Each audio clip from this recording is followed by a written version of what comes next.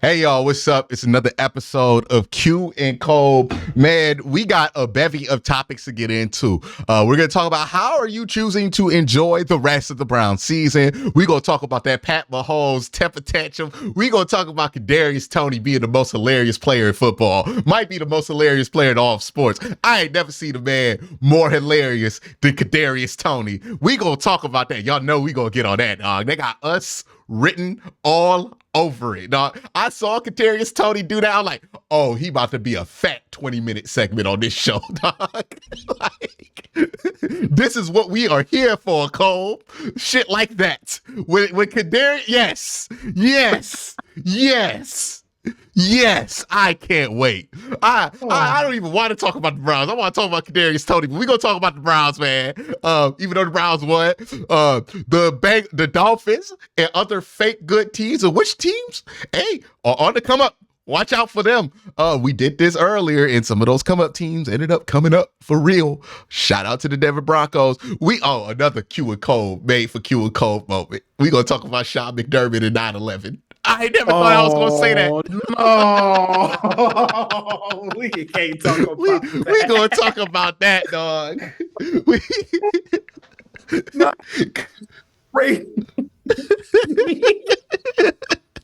Hey, man. We gonna talk about that.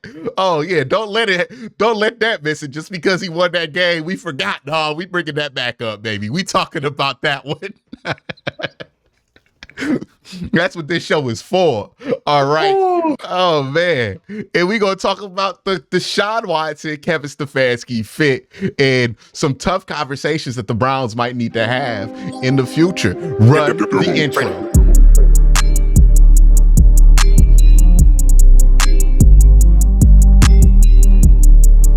All right, man. The Browns won this game. They're 8-5, but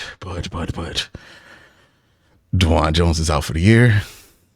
Grant Delpit, a candidate to be out for the year, which I don't know about you, Cole. That don't sound like he playing next week. He ain't playing next week. That don't inspire much confidence in me thinking he about to play next week. But in the back of my mind, I'm still like, he could play. We didn't see it happen with Miles. We didn't see it happen with Trevor Lawrence. We'll see. First question. This is going lost because the Browns won this game. Hey, what is Myles Garrett made out of? Hey, bro. Real shit. Two different players ran into Miles, and them boys was out the game immediately. Cole, it wasn't just that two players touched Myles Garrett and got hurt. Okay, on his own team. It's two big players. Grant Delpit is 6'3", 228. He not a small man. You saw Grant Delpit in real life, you be like, that's a big dude. Zadarius Smith is giant. And both of those dudes ran into Miles and got hurt. And Miles get him. You know how insane somebody has to be for you to run into them? Like, simply you ran into him by accident. Incidental contact. You just ran into him. He wasn't trying to hurt you, do nothing. And you got to go to concussion protocol. That man is a wall. I was like, he made out of vibranium. He made out of something, dog. Because that ain't normal. That's not a normal thing that happens. Okay? No, when I saw Zadarius on the ground and then they showed the replay, he just like collided into Miles. I was like, hey man, and that's Miles with one shoulder. Dog, Grant ran into his knee. Not even like his kneecap, just the side of his leg. And somehow his groin got hurt. I don't know, dog. Hey man. Miles got to chill out. We ain't got nobody left, dog. It's because they keep running into Miles. Dog, we ain't even talk about the dudes on the other team Miles hurt.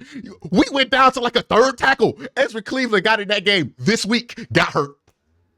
Remember that shit happened versus the Titans? Like, it happened versus the 49ers. Miles is just hurting people, dog. Like, people be wondering, why don't they be calling holding calls on Myles Garrett? Because they got to literally injure themselves to block him. Hey, we need to have a conversation with Mike. We need to have a serious conversation. Hey, look, bro, What you do to the other team is your business. Stop hurting our play. Like, you can't hurt our players, dog. We ain't got too many more left. You telling me he rogue for the X-Men? He might be, bro. He really might be. But like, dog, we on our how many safeties we even got left? We bro? out all of them, dog. We playing DeAnthony Bell. We playing DeAnthony Bell, Roddy Hickman, and hey, shout out to Mike Ford. He about to be playing safety. Like, oh Lord, hey, no, AJ Green the third. Listen, no disrespect to Mike Ford, who is a great special teams player. Great special teams player. Bro. What I tell you, Cole, well, I said this last week. I was like, people think it's a Denzel Ward issue. No, Denzel Ward does solve the issue, but not in the way that you think it does. Denzel Ward solves the issue because it gets Mike Ford off the fucking field. Right? Like, that's the problem. Mike Ford on the field, dog. No disrespect, but that's the problem. Because what? Denzel Ward, they come back this week. It looked a lot better when Cam Mitchell was out there. Cam Mitchell left for 2 drives, and you knew it. You knew it. You was like, damn, man, we need Cam Mitchell to get healthy. Why? Because he's not Mike Ford. That's why. You know how bad that is? You not Mike. That's all we need. We good. Yes. We literally just need him not to be on the field. I told y'all this in training camp. I'm like, every time a wide receiver cooks, it's always 28 in the video. Go back and look at the training camp videos, man. It's always 28 with dreads. Is that MJ? Nah, that's Mike. We saw what MJ do it. MJ cooking. No, Mike. It's Mike Ford. It's all the time. It's Mike. I don't even want to know what the Eagles was doing to him in joint practice. I'm glad they didn't let video out because it had to be nasty. Imagine Devonta Smith get him. He like, oh, I got him, man. Oh, I got this. I got Brown. this. Imagine AJ Brown on Mike Ford practice. Imagine AJ Brown on Mike Ford. Deontay Smith saw Mike Ford and started getting Ohio State flashbacks. He's like, oh, yeah, baby. I'm about to get 400. To post Sean Wade. He ain't in the league now because of Devonta Smith. What Sean Wade have to do with idiot? Hey, man, poor Sean Wade. Hey, that man on the New England Patriots right now, wondering what could have happened if I would have sat that game out like Jackson Smith and Jigba. That's crazy. Hey, who's our undrafted? Who's the dude who's an undrafted free agent? He was with the Chiefs and now he with us. Halase? Halase? Hey, I'd rather have him out there than Mike. I ain't gonna lie. Hey, look, no, he make plays, dog. Hey, he make plays.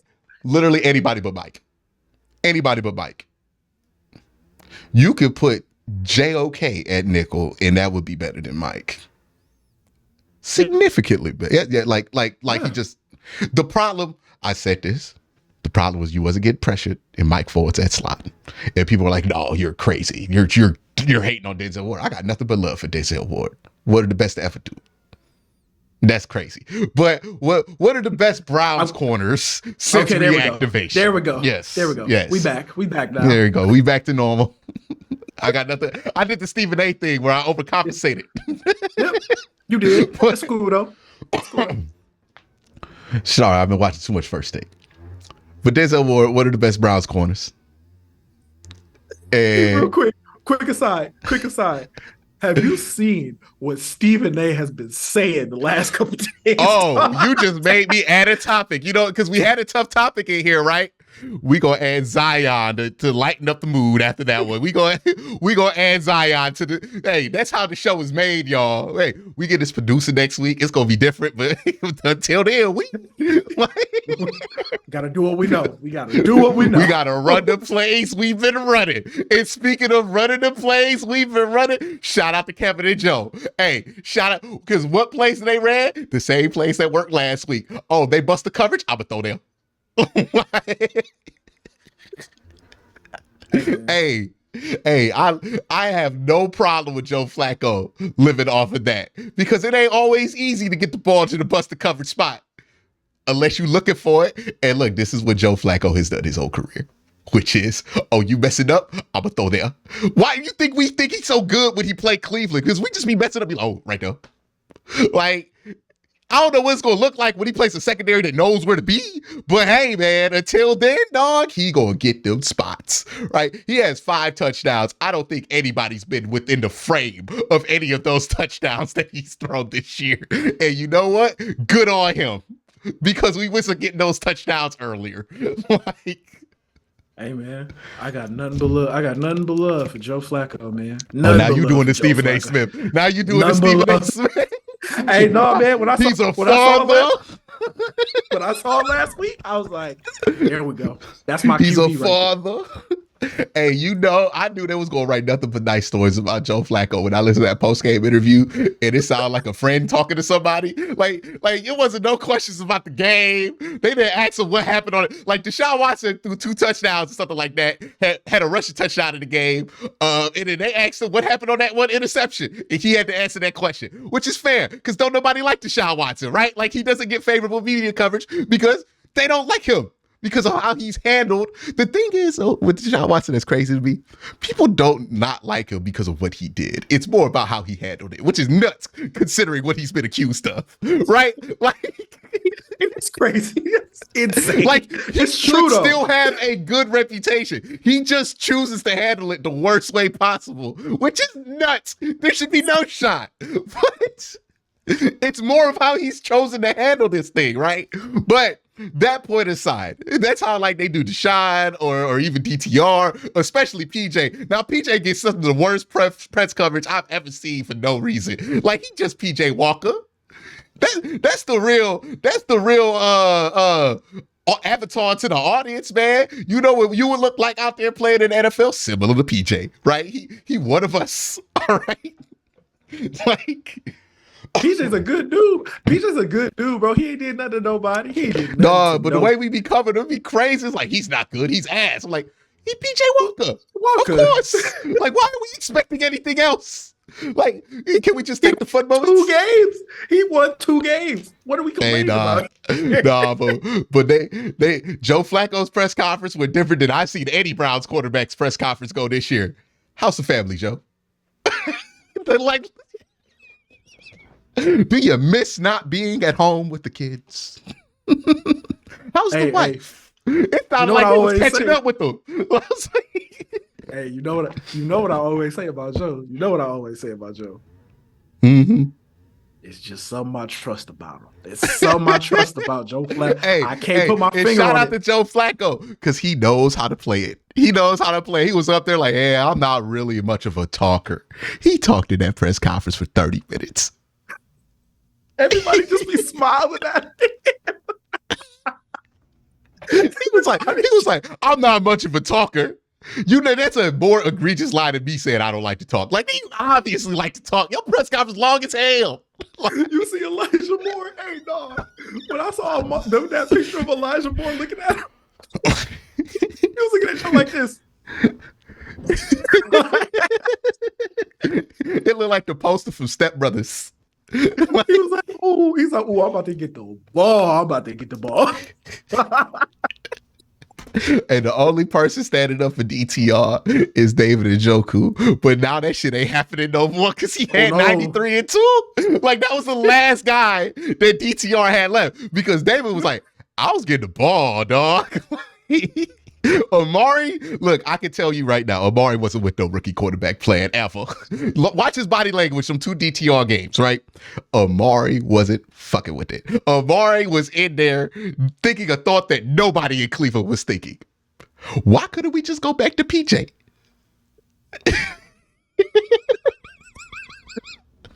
I'm dead serious. I don't know if that's true.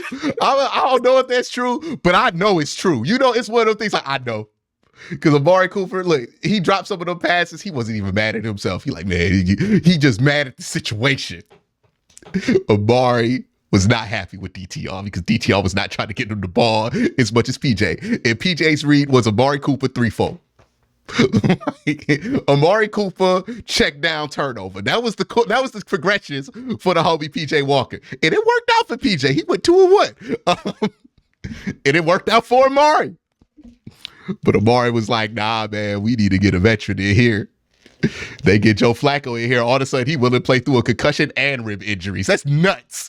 That's nuts. Hey, I'm about to get the ball, dog. I'm about to get the ball. Hey, Elijah Moore, when they even just asked Elijah Moore about the prospect of bringing in Joe Flacco, and I was like, okay.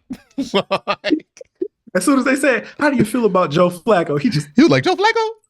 And look, to be fair to Elijah Moore, Joe Flacco been the guide in life for this man's whole career, right? Mm-hmm. The only time he's had good games in his life, Joe Flacco. I'd look at him too if I knew that was the difference between me having 300 yards and 800 yards. Hey, you know how? And what do I tell? What do we say? What do we say all the time here? When it comes to your skill players, your skill players love quarterbacks who throw that shit.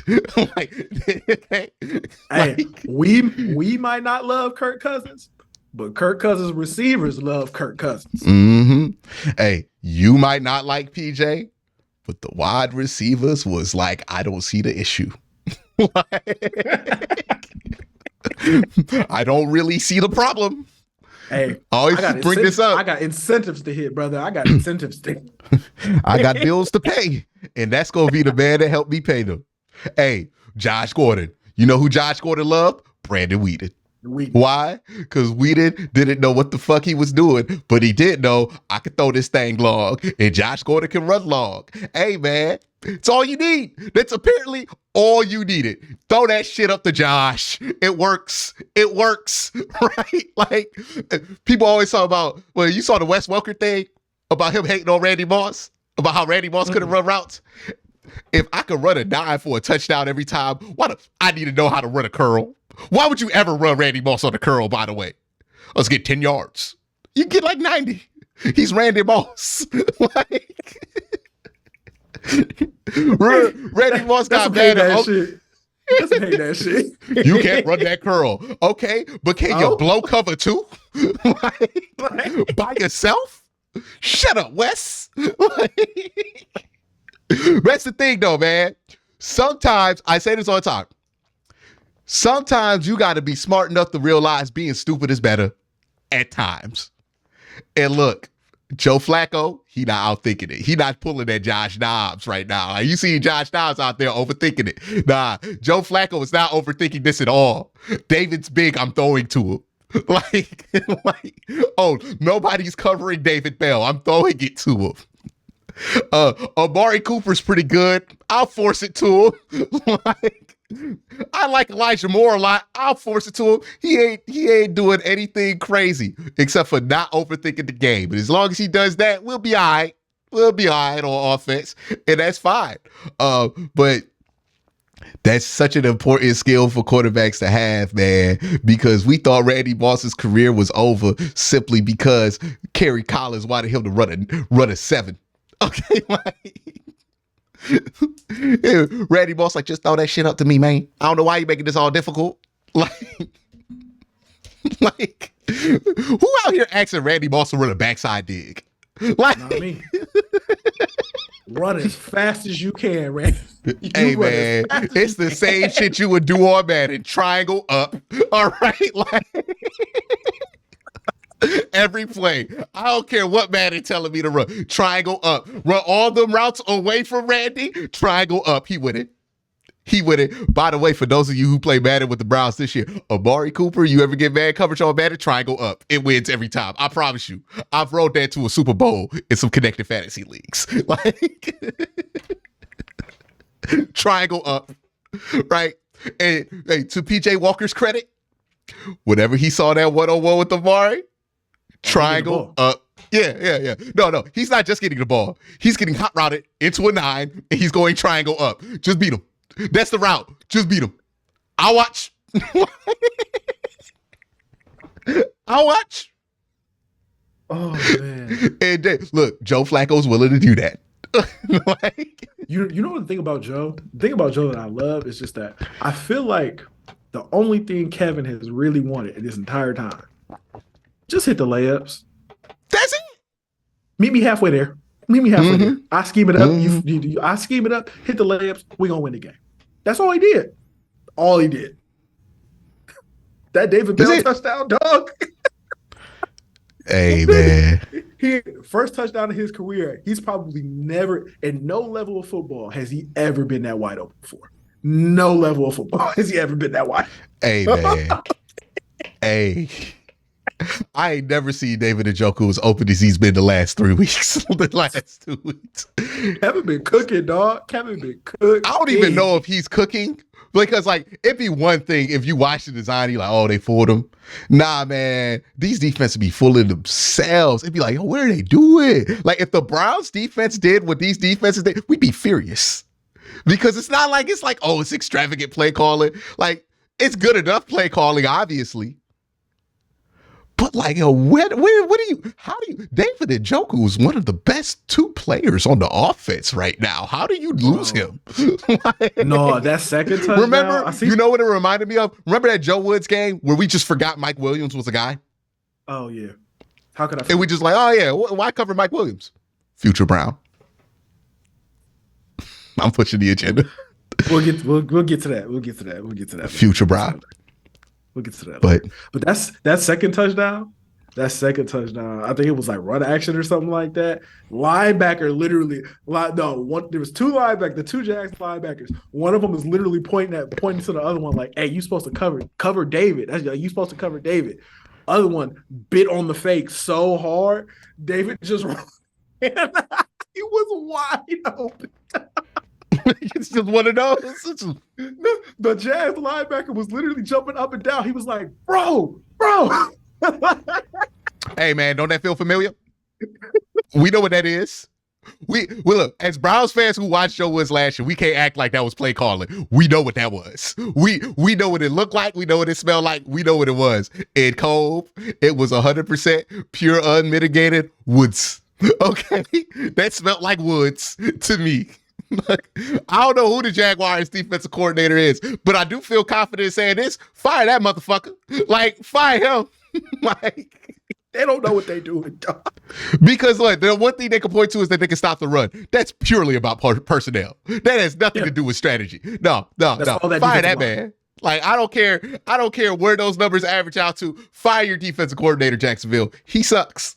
He's terrible. Because like the LA busted coverages, that was just a John Johnson being John Johnson thing. Where it's like, oh yeah, John thought he saw something. Nah, man, these busted coverages tell me everything I need to know about that team, which is they don't listen in meetings. Or half of them listen to the meetings. The other half don't care what's about it. No, half of them listening to meetings, but while they listening to meetings, they mad at the people who not listening to meetings. So they thinking the whole time how they gonna have to tell this person in the meeting about what they didn't hear in the meeting, and then they gonna be mad about that. You know what it's like when your coworkers are incompetent, Cole. Like, you know that you can't focus on the job because you hate those dudes. I can't get that play out of my head, dog. He was literally like, motherfucker. And then the DB got the nerve to look back. I thought he was passing it off. Like, nah. Ain't no way, dog. I know he was so angry, bro. He's literally he pointed at David probably for like 4 seconds, like, dog, what are you doing? Hey, I thought you was talking about Bell. Oh my God. Oh, that was so funny, dog. So before we get into the next topic, in general, Cole, how are you choosing to enjoy this season? Like, what would be a successful season to you? Because I'll be honest with you, I've had my fun. Like, I've had my fun. Anything else is bonus. I think they could win 10, 11 games, get to the playoffs, maybe win one. Oh, I'd be thrilled. But like, if nothing else happens for the rest of the season, I had my fun. Like, here's where I'm at with it. I said if they make the playoffs, it doesn't matter what, it don't matter what happens in the playoffs. If this team with all these injuries makes the postseason, it was an extremely successful season. Extremely successful. Oh yeah. Extremely successful season. Brother, if they get to 9 wins, it's an extremely successful season. That's where I was going with it. As long as they finish the season with a winning record, you just got to call it. You just got to be happy with it. You know what I'm saying? You just got to be happy with it. Like, if they beat the Bears, there's a decent. They're pretty much gonna make it if they beat the Bears. You just gotta win one out of your next 3. Mm-hmm. You know what I'm saying? You gotta win one out of your next 3. You good. But as long as you finish with a winning record, I'm not gonna complain. Hey, I'm not gonna complain at all. It is what it is. I'll tell you right now, they could lose out. I don't care. Like, oh man, they really fell apart once 90% of the team got injured. Oh yeah, let's fire somebody because of that. I don't care. I will say this. I want them to make the playoffs for no other reason than to prevent Jimmy Haslam from going full Jimmy Haslam. Yeah, we do have to adjust for that. That's true. We do have to adjust for knowing our owner's an idiot. Yeah, so like, which is like not fair to Jimmy Haslam to just say like he's an idiot. Most owners are idiots. Like, and it's not because I think they're dumb people, even though sometimes that can be the case.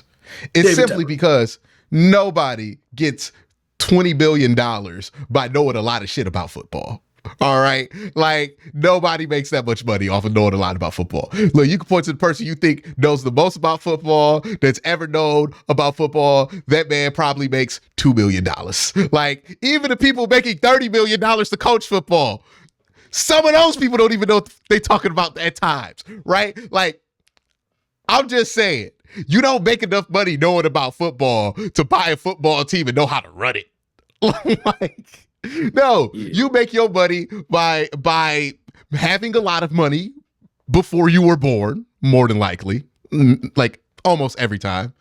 And then having people who know people who are good at like making more money that you hire to make more money for you. And then you pocket the profits and then you buy a team because you're bored. That's how you get an NFL team.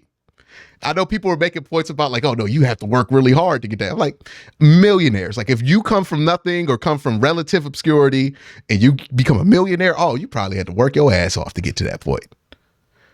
But billionaires don't come from like $30 in your pocket 9 times out of 10. Like I'm pretty sure there's been 1 or 2 that have been able to do it. But most of the time, the jump from millionaire to billionaire has to do with like a good investment.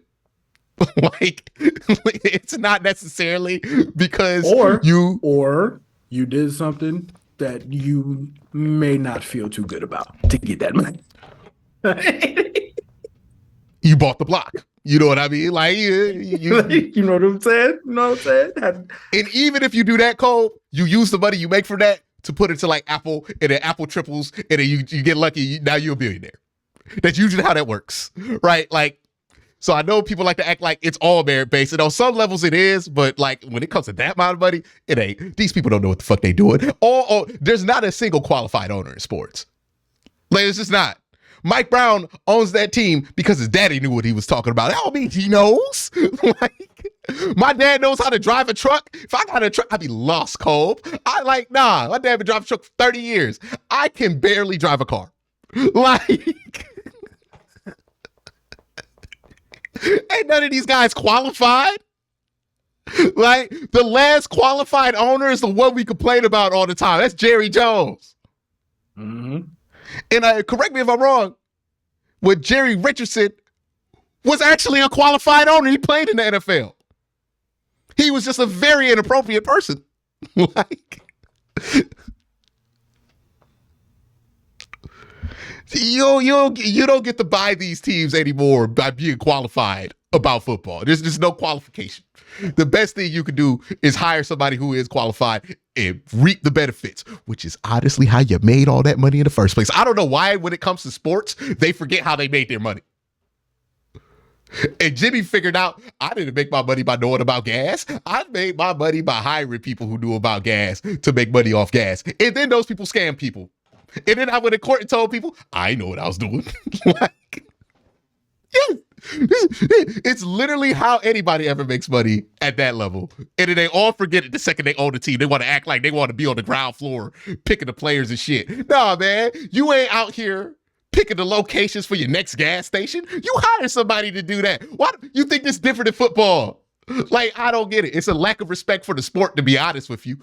Like, if you think you can just walk in here and do it. It just goes back to my point. I need them to make the playoffs so that Jimmy don't do something stupid. Here's the thing, though. Here's why I don't think we have to worry about that anymore. Jimmy done diversified his portfolio. He got too much shit to worry about, baby. We are an afterthought. He only come in when he got to look at Deshaun Watson, right? Like, that's the only time he come in. Other than that, he's pretty absent. He owned the Milwaukee Bucks. He owned the Columbus team. They just won a championship. Hey, man, and he owns the Tennessee Volunteers. Like, we don't have to worry about this. You say that. You say that. But I know better. Hey, man. He not here. Look, in 2013, when they took away his business and he only had the Browns, it was trouble. We lost Kyle Shanahan because we wanted Johnny Manziel. Like, it was trouble. But let me tell you something, Cole. The best thing for the Browns is D. Haslam and everything else that they decide to buy that's sports related. He got other interests, man. He not giving a fuck about a team that wins 9 games. He don't care. He don't care about us. He watching Giannis. He just got Giannis on the extension. Look, the best thing for your owner to do, if you are a sports fan, is for that motherfucker to buy somebody else. Okay, get his attention. So, Jacksonville Jaguars, you know what I'm talking about. Y'all become a much better franchise over the last few years. What happened? Shad Khan bought Fulham. Tony Khan running AEW. Like, they focused on other shit, man. They messing up other things. You ain't got to worry about it. Just get your owner out the way. All right? Get your owner out the way. You done? Yes. Hey, Kev, you better win 10 games, dog. You better get to 10 wins. Kev. Get to 10 wins. Kev, they put out that report, baby. They ain't trying to Kev, look at me. Win them games, just in case, because we don't ever know. Win them games, but also understand, baby. Hey, Jimmy ain't coming to work no more, baby. You good, baby. You good, dog. Hey, just send him a report about Deshaun Watson. Yeah.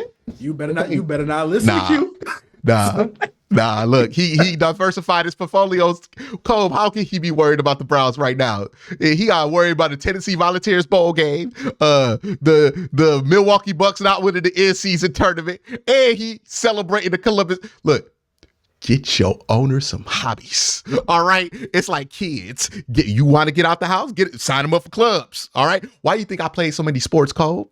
My mom had me all by herself on the weekends. 3 kids, all by herself during the week. She wanted us in sports so she could do shit. All right? That's why I swam. All right? I didn't swim because I wanted to swim. That's why I did that. Why you think you went to St. Edwards? Get a better education? Because I tested in. Hey, listen. Why you think you tested in, Cole? Because they wanted you out the house. Well, how long a bus ride was that? It wasn't that long. I ain't take the bus. I ain't take the bus. Just saying. I'm just saying, look, if I had 3 kids, I would get them dudes out the house as much as possible. That's it. You know, it ain't because they don't love you. They need some time for them. Look at all the time you have for you right now. And imagine splitting that between 4 people and a job. Nah. Get your owner out the house, dog. Jimmy got 4 kids now, dog. He can't be worried about me. You can leave. You can have a couple bad years, Kevin. He got 4 kids. And you ain't even the one he care about that much anymore. You know what I mean? He'll be him. A good owner is an absent owner. I'm not disagreeing with you. Win them 10 games, Kev. Win them 10 games. Man. Win those 10 games. 2 more. What you don't want is your owner feeling. Look, a beautiful owner relationship is one that doesn't even feel like he got to show up there to draft. Like, all right, cool. 2 more wins. Cool. Baby. 2 more. Just don't be involved, baby. You know what I mean? I want to see Jimmy courtside at the Bucks game. That's what I want to see. Best thing to happen to Cleveland is he'll buy at other teams, man. Best thing. You can't convince me otherwise. When did he stop trying to run shit, Cole? Right when he built that new stadium for the Columbus Crew, right? Like right when he started spending money on other things. Hey, Dan Gilbert stopped messing up the Cavs once he bought other stuff too. Like, hey, but guess who's back in the building now? About to be free rides over. Free rides over, baby. Free lunch is over. That's why we say the free lunch is over in Cleveland. Like, at least for the Cavs. But hey, man, if you Kevin, you gonna get 10, 15 years out of this, dog. Like, you make the playoffs this year, you ain't gonna have to think about a pink slip for like at least 15. They gonna treat you like Andy Reid, whether you win or not. It's gonna be all good. And you know what? We probably gonna win more because we gonna be a better franchise because of it. Because a good owner is an absent one. Get the least qualified man with the vote out the room, and then you end up doing better shit. That's all I'm saying. That's all I'm saying. Like, I feel like it's pretty good logic. 2 more wins. Speaking of somebody that needs to just get up out of there, I can't believe I'm saying this, but if Pat Mahomes played for any other team, we'd be talking about Pat need to get up out of there, dog. He need to get up out of there. They messing with it. They play it in his face. Really, like, think about it. What are the problems we're talking about? He ain't got nothing around him. We've told Lamar to get out of there. And he had better receivers than this. Like, that's crazy to say. That is nuts to say, but it's true though. He need to get up out of there, dog. Or look, it needs to be a Kobe situation. If I'm Pat Mahomes, I'm tired of playing with Smush Parker. You need to that's what that temper tantrum was on that sideline. That had nothing to do with the refs. That was his Kobe force a trade moment. That was his Kobe, I'm not showing up to practice anymore. That was his Kobe, I'm changing my jersey number. Okay, in preparation for a trade moment. That is exactly what that shit was. People been misreading that. That call wasn't even bad. Why is he mad? He not mad at Kadarius Toney. He mad that he gotta look at Kadarius Toney. He mad that Kadarius Toney really gotta be out there on the field. Same thing. Was Kobe mad at the Lakers? Was Kobe mad at Smush Parker? Or was Kobe mad that he was getting asked questions about passing the ball to fucking Smush Parker? You tell me, Cole. You the Laker fan? Why you not passing the Smush and Kwame? Excuse me? Why you not passing to Chris Smith? What? No, every shot I take is the best shot. That's why I'm not passing. I bet Kobe just wanted to say, who you want to shoot the ball? I'm pretty sure he did say that, actually. Like, who you want to shoot it? And man, I be watching Pat Mahomes out there. I'm like, well, who you want him to throw the ball to, man? Like, he got one guy to throw the ball to right now. One guy. It's Travis Kelce. Sometimes Rasheed Rice. And Travis Kelce is 36 years old, dog. Like, that's all he got. He got nothing. I can't believe people was trying to say he was yelling about the refs. No, he wasn't, dog. No, he was not. That was the one party. My bad. Travis Kelce's 34. Point still stands though. But that was the one party he was allowed to vent to. But hey, look, Pat is not mad at the refs. He understands why that call was called. He mad at the situation. Like, he mad that he got to get Sky Moore more involved. Okay. You know, we know what the situation. Pat, you ain't got to lie to us. We can be honest. I know what you wanted to say. You can't say it, so I'm going to say it for you. These boys is ass. Like, what do you want me to do? These boys are ass. Here's the worst thing about him being with the Kansas City Chiefs and Andy Reid. Where the fuck he supposed to go? You signed a 10-year contract. You signed a 10-year contract, dog. You thought they was going to treat you better than. Hey, by the way, lower the terms. Always lower the terms. This is why you don't sign a 10-year contract. Say $360 deal at quarterback. Can't get a decent feature on his album right now. All right, out here trying to put Prize on the album. That's what he's trying to do. They out here like, why don't you give Prize more verses? That's what they out here doing. Hey man, can you put Lil Pump on the album? What? This is like if Kendrick Lamar. This is like if Kendrick Lamar was forced to put Lil Pump on To Pimp a Butterfly. Like, this is like if the label was like, nah, man, you can make this work. You Kendrick. No, he can't. He can't do this. He can't do this. Got him making music with Ice JJ Fish on the hook. Like, it's just not good. It's not good at all. It's so bad. Real quick, can we revisit our debate a little bit? Oh yeah, I'm asking you right now. What's Kansas City's Golden State year right now? What year of Golden State are they? Is this one of them years we be like, oh, Golden State's about to fall down, and then they get it right during the playoffs? Or this is one of them years where Golden State loses in the play-in? Oh, this 2020. Oh, you think it's 2020? Yeah, it's 2020. It's the bubble. Jordan. It's the bubble. Oh no, or was that 2021 when the Lakers knocked them out in the play-in? I think it was 2021. The bubble, I don't even think they qualified for the bubble. Oh yeah, I don't even know if they qualified. No, they got the first pick, and they got like James Wiseman in the 2020 draft. Second pick. Second pick. They took James Wiseman. This 2021. This 2021. Mm-hmm. Yeah, and look, if Pat Mahomes played for any other team, if he did it with the Super Bowl last year, I promise you, we'd be on these sports talk shows talking about some, hey, Pat, you need to get out of there, dog. If this were the NBA, oh, Pat, we all over Pat needs to force a trade. Unfortunately, these contracts mean something in the NFL, so you can't just trade somebody. Like, it's not as feasible.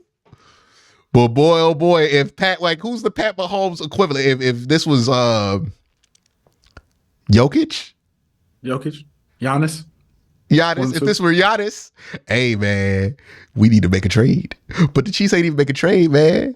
They brought in not Byron Pringle. What's his name? I know he was on the Jets. Not Brashad Perriman. What's his name? Exactly. This was John Rivers be beefing with. Miko Perriman. Miko Hartman? Yeah, Miko Hartman. McCall Hartman. Yes. Yeah. Yes. Hey, salute to John Rivers because they got beef on Twitter. How? Yeah, that's a story for the day. That's a story for the day. Salute to John. But that's who they got, Pat. They was like, hey, Pat, don't worry. We bringing back the old crew. Miko Hartman. And you know what's sad? You know when I realized, you know when Pat probably realized we ass was when he got excited about it. Like, when he heard Miko Hartman and went, yeah. Like,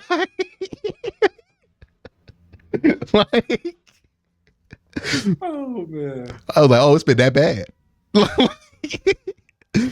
Bro, his receivers have sold him out in like Dog, 3 different it's games, so bro. bad. It's so bad. We out here talking about Juju Smith-Schuster. Bro, MVS dropped the game winner. KADARIUS TONEY, game losing penalty. hey, hold on, dog. We got to get on that. We got KADARIUS TONEY.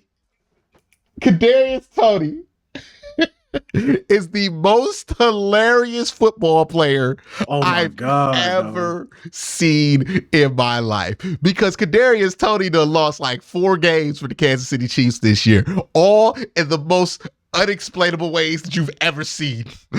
Right? Like, and this one topped them all. Man. Because look, Pat threw that temper tantrum. And part of the reason Pat's got to throw that temper tantrum at the refs is simply because he can't be mad at KADARIUS TONEY. Because KADARIUS TONEY is the dude on the team that don't give a fuck. Like, what you gonna do? Yell at the dude that, if you were at a job and some dude was not doing obvious stuff because he clearly just did not care whether he had this job or not. That's not the guy you can yell at. He's not gonna fix that problem because you yell at him. He's just gonna do less. Right? Like, that's who KADARIUS TONEY is. He don't give about none of this. Every year he talks about not playing no more. That man is like 25. Like, we've heard 4 retirement stories about KADARIUS TONEY. He ain't even 30, dog. He don't want to do this. He don't care about that. He just quick. So he got to do this. And I say this because we spent all this time talking about was Pat right to be mad at the refs and all this when Pat wasn't really mad at the refs. And we didn't even talk enough about the fact that KADARIUS TONEY was egregiously offsides. And it's not just that he was egregiously offsides. Colb, you know how little of a fuck you gotta give to be offsides as a wide receiver? They give you exceptions they would never give a defensive player. They literally allow you to look at the ref and they allow the ref to go, nah, I ain't gonna call that. Like, that's part of the game. That's literally part of the game. Nah, I ain't gonna call that. Nah, you're good. You're good there. Myles Garrett can't do that. Okay, like, Myles Garrett can't look at the ref and be like, I'm good. Hey, shut up. I gotta watch if KADARIUS TONEY is offsides or not. Dog, they said they couldn't even see the ball. That's why they had to call the penalty. They didn't know the ball got snapped. That's how far offside. And the crazy thing is, if you look at the picture, KADARIUS TONEY is clearly looking at the football. How you looking like this? How you looking like this? And you're like, yeah, I'm on sides. The crazy part about it, everything is like every single view that came out of that play was worse than the last. Mm-hmm. I'm like, bro, how did you like? First of all, how are Pat and Andy Reid even like complaining about this? This man is so offsides. He'd have no choice but to make the call. Because Colb, they know they can't say nothing to him. Because he'll just quit. Bro, he was so offsides. I was like, there's no way y'all are arguing. And the crazy part was the only reason he was open on the lateral, Colb. It's because he wasn't doing what the fuck he was supposed to do. Like, he was so reliably lazy, like straight up just not caring, that Travis Kelce knew he could rely on the fact that KADARIUS TONEY was not going to care because the ball wasn't going to KADARIUS TONEY. So I'm going to just throw this thing to exactly where KADARIUS TONEY should not be. That's, you know what I was thinking? How little of a fuck KADARIUS TONEY gives. Like, that man don't give a damn about being in the NFL. He does not care, dog. Like, hey, you know what I was thinking when I watched that play? What was you thinking? You know, we do NFL and NBA player comparisons a lot. And some are better than others.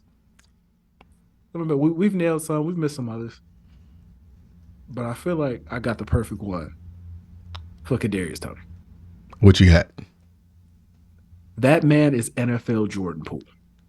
Have you seen what Jordan Poole is doing in Washington this season? You want to talk about not giving a fuck? That man do not give one single. He don't look. Here's the difference. Here's the difference. Here's the difference between those two, in my opinion. Jordan Poole just don't care about the team, but Jordan Poole does care about Jordan Poole. Like, I can be convinced. It's obvious. Jordan Poole cares about Jordan. Jordan Poole will lose by 30 and post them highlights and then cut it off right before the shot does not go in. Like, Jordan Poole will care about Jordan Poole. KADARIUS TONEY don't give a fuck about nothing, Colb. He don't even care about himself. I'm convinced. There's no self-preservation in him, man. Like, he looked at the football. He was a whole 2 yards off the ball. I gotta give credit to Bomani Jones. He said, man, KADARIUS TONEY was so on sides, he was chilling with the Bills defense, eating chips and shit. Like, he was so off sides, dog.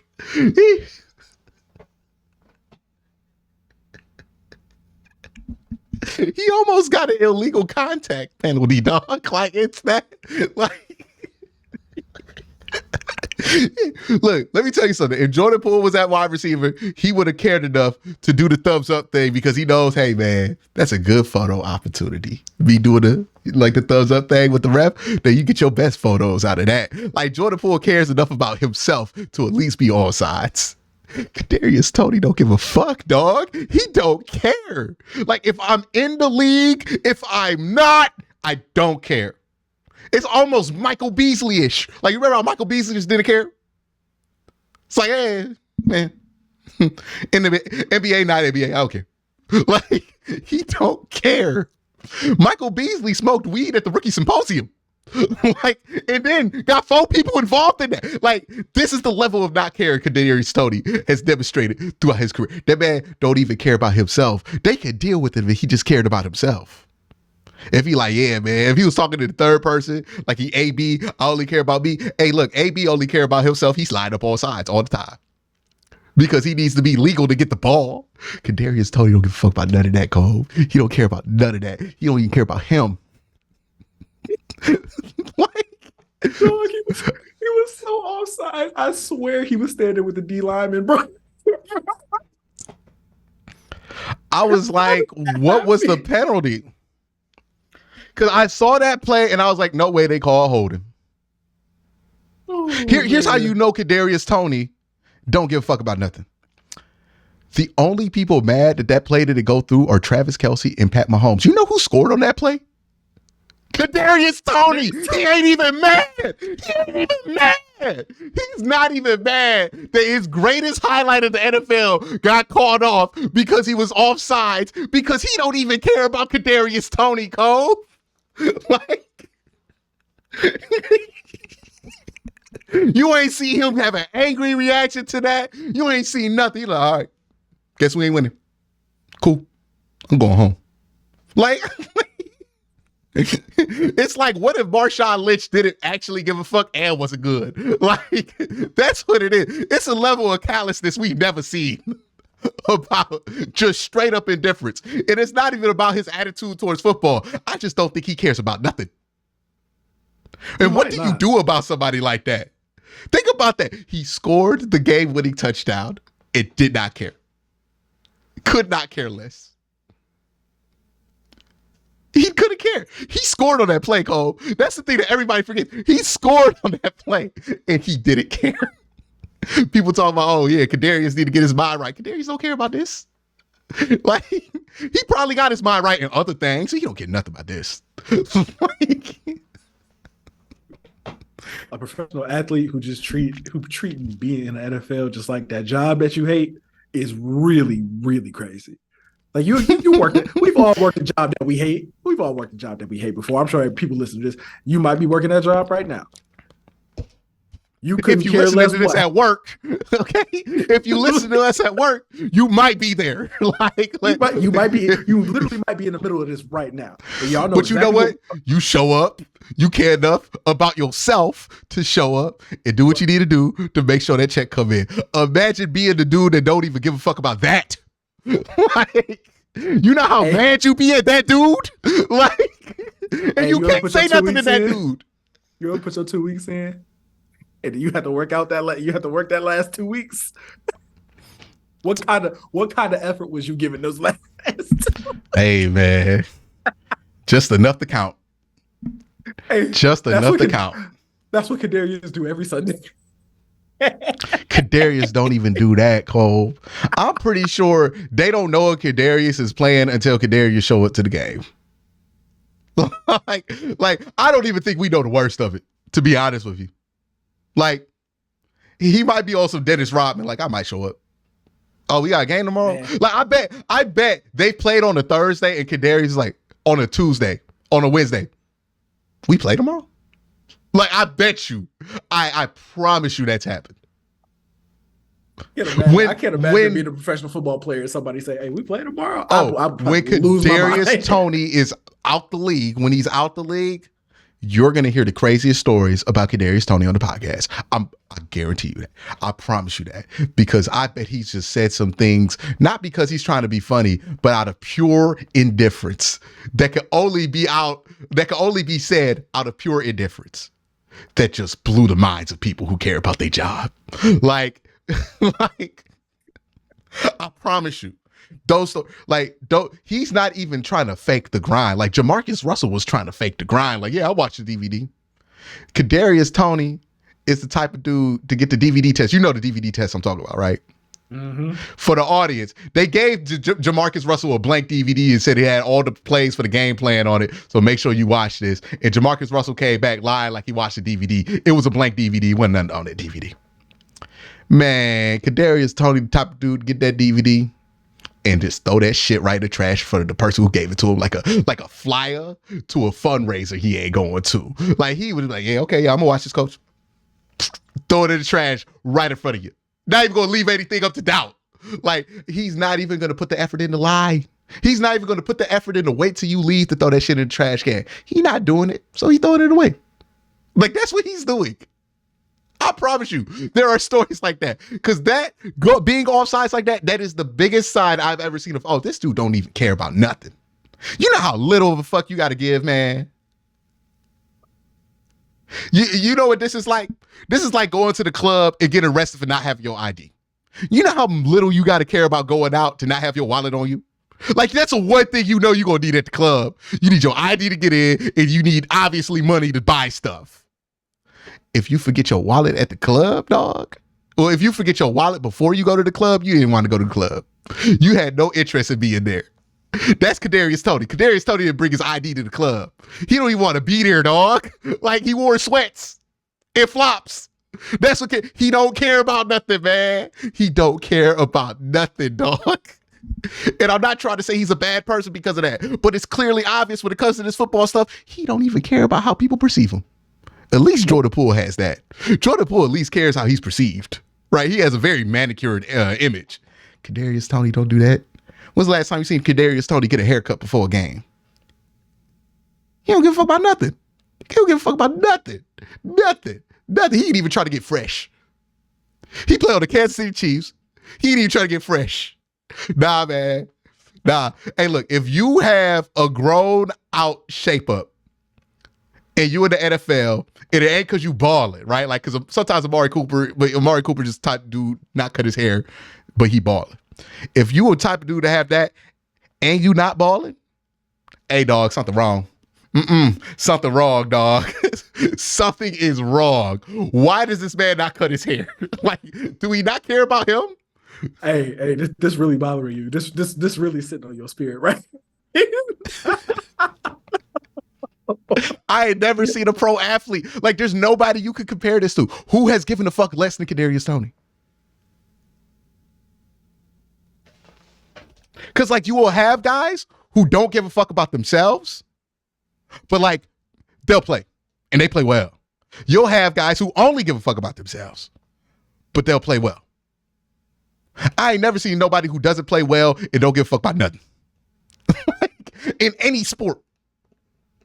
Like, he's good enough to start, but he don't care about nothing. Yeah, man, I don't have a good comparison right now. I can't think of one on the top of my head. It's never happened. Like, that's the thing. I'm like, yo, our time would be better spent talking about this than Pat Mahomes throwing the temper tantrum. We know why, because he wants out of there. Not like he wants out of there, but he wants out of this. He in his Smush Parker phase. Like, this is, he might put up 81 next week.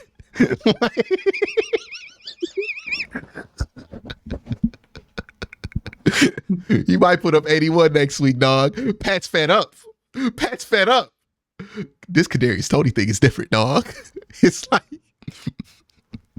I ain't never seen somebody this different, man. You try to compare him to Dennis Rodman. I'm like, man, Dennis Rodman, Hall of Famer. Here's the thing about Dennis Rodman. He didn't really care about what he did to himself, but you know what? He cared about having fun, and basketball was fun to him. But practice just wasn't fun to him. Like, he didn't care about nothing. Dennis Rodman cared about having fun. Kadarius don't even care about that, dog. He don't even care about that. Ain't none of this shit interested to him. I want to know the stories, dog. I cannot wait to hear the podcast stories, dog. You know what's funny though? If he just quit football after this season, and he started a podcast or something, I guarantee you it's gonna be hilarious. I guarantee you, he's probably the funniest dude. He's probably one of the funniest dudes in the world. Like, I bet you he has like a bunch of like stories and all this other stuff that people want to hear. He just don't give a fuck about this football thing, man. Like, he don't don't like, care. Hey, man, it's just what I do. That's what I do. That's how I make money. It is weird. Yeah. He be like out and be like, yeah, I gotta be at work tomorrow. Where you work at? The NFL? Oh. What? What?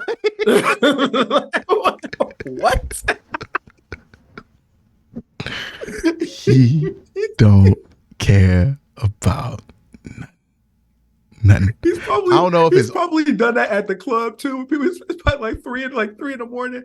It's like, hey, bro, what do you do? It's like, oh yeah, man, I gotta go play football tomorrow. Here's the thing though, Cole. I don't even know if he's like he cares enough to be at the club. Like he just might be kicking it somewhere. Yeah, that's what I said. He'd just be like on Xbox. Not even on Xbox. I don't know. He'd just be watching movies. Like he was watching movies, but oh yeah, I gotta go work. like that's the thing. He don't strike me as somebody who be out clubbing. He's not J.R. Smith. He's not showing up hungover. He don't have any of those issues. I don't think he has any problems off the field. The problem is he just simply does not give a fuck about this shit. And there's no solving that problem. That's why the Giants got rid of him, because they realize, hey, this dude don't give a fuck about nothing. He really don't give a fuck about nothing, y'all. He don't care about nothing. He don't even care about, because sometimes you can deal with the dude who could care about himself. Okay, whatever. You know, Odell's self-indulgent. You can make it work. Like, you make it work all the time. Nah, man, but if that man don't give a fuck about himself, dog, what you supposed to do with that? What you supposed to do with that? I don't know. He ain't gonna be on the Chiefs next year. It's not gonna be a big deal. Here's the thing, man. Who they gonna replace him with? Honestly, it don't matter. It do, because they ain't got nobody to replace him. That's the problem. The Chiefs are so ass, they gotta play the dude who don't care.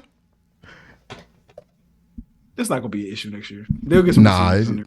They'll get some receivers in there. They get some receivers, sure. But who? How they gonna get receivers?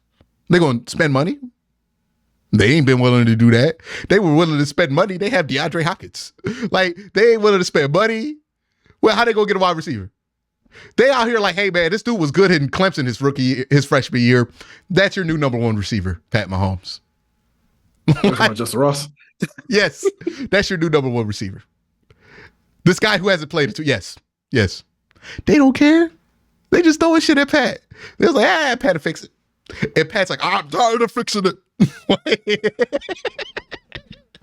Hey, no. By the way, no, I need to hear the mic'd up. I need to hear the mic'd up when Pat had that helmet.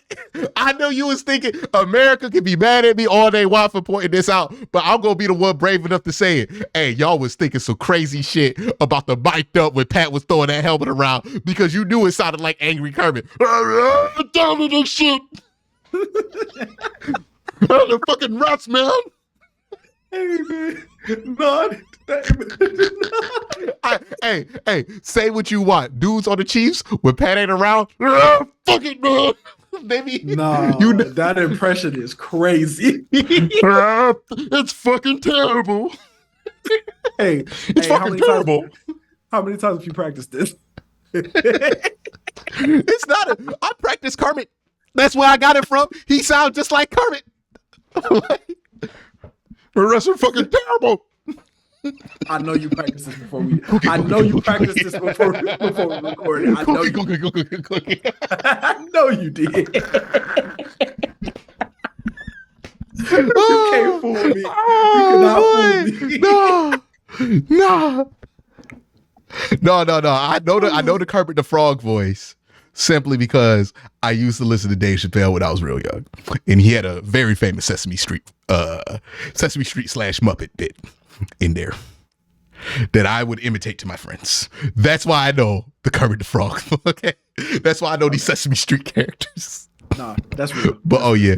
Hey, no, dog, I would have been laughing my ass off. KADARIUS Toney on one side, not giving a fuck. Out here, Pat Mahomes out here giving the most fucks he's ever given in his life, but he sounds so ridiculous while he's doing it. Man, look, I know he be giving them intense ass pregame speeches. We're gonna beat their fucking ass this day. Yeah, let's fucking go.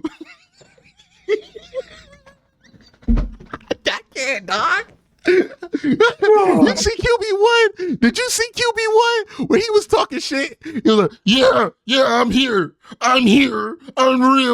It's like, nah, get him out of here, dog. Some people don't got the voice for trash talk.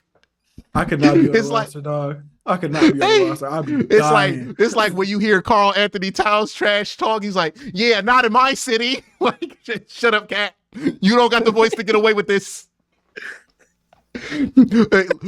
Most of motivational speaking and trash talk is about what you sound like when you do it. It's playing an instrument, big dog. That's what it's about. And if you ain't got the motivational voice, you got to not do the motivational shit, right? Like, Jameis' speeches would be fine if he didn't talk like Jameis, right? Like, what Jameis' speech be? Hey, we gonna take this L and get a W. Let's go. If you say that in a normal voice, that sounds right. Like, you get pumped up. But Jameis Winston be like, hey, we gonna eat them W's. And it don't sound good. It don't sound good. Hey, man, Pat Mahomes be out here screaming his ass off. I don't think nobody be getting motivated. Everybody just be, you know how dudes do when you got the funny voice too? They be standing on the sideline. We got to get our shit together. Cracking up. Hey, you know the dudes. Let's fucking go. You know the dudes who got their helmets off. You know they always got to hit one of these. They got to hit one of these. Mm-hmm. Or they put their helmet on real quick. And the parka, right? Like, because they're laughing, dog. That's not to say that Pat Mahomes can't be a great leader. But Pat Mahomes don't got great leader voice, right? Like, that's why he failed a 10. I promise you, that's why the Bears passed on him. He came in there. Yeah, I think I'd be a great fit. We're going to get this shit together. And Ryan Grigson was like, hell no, dog. I don't care how far he can throw the football. Yo. Nah, hey. Ain't no way. Ain't no way we listening to that, dog. Ain't no way that people thought they was going to get this today. Kermit the Frog. Oh, yes. Yes. Or Pat Mahomes impression. Oh, man. Let Pat Mahomes see this. I can't believe they would make fun of my voice. It's fucking bullshit.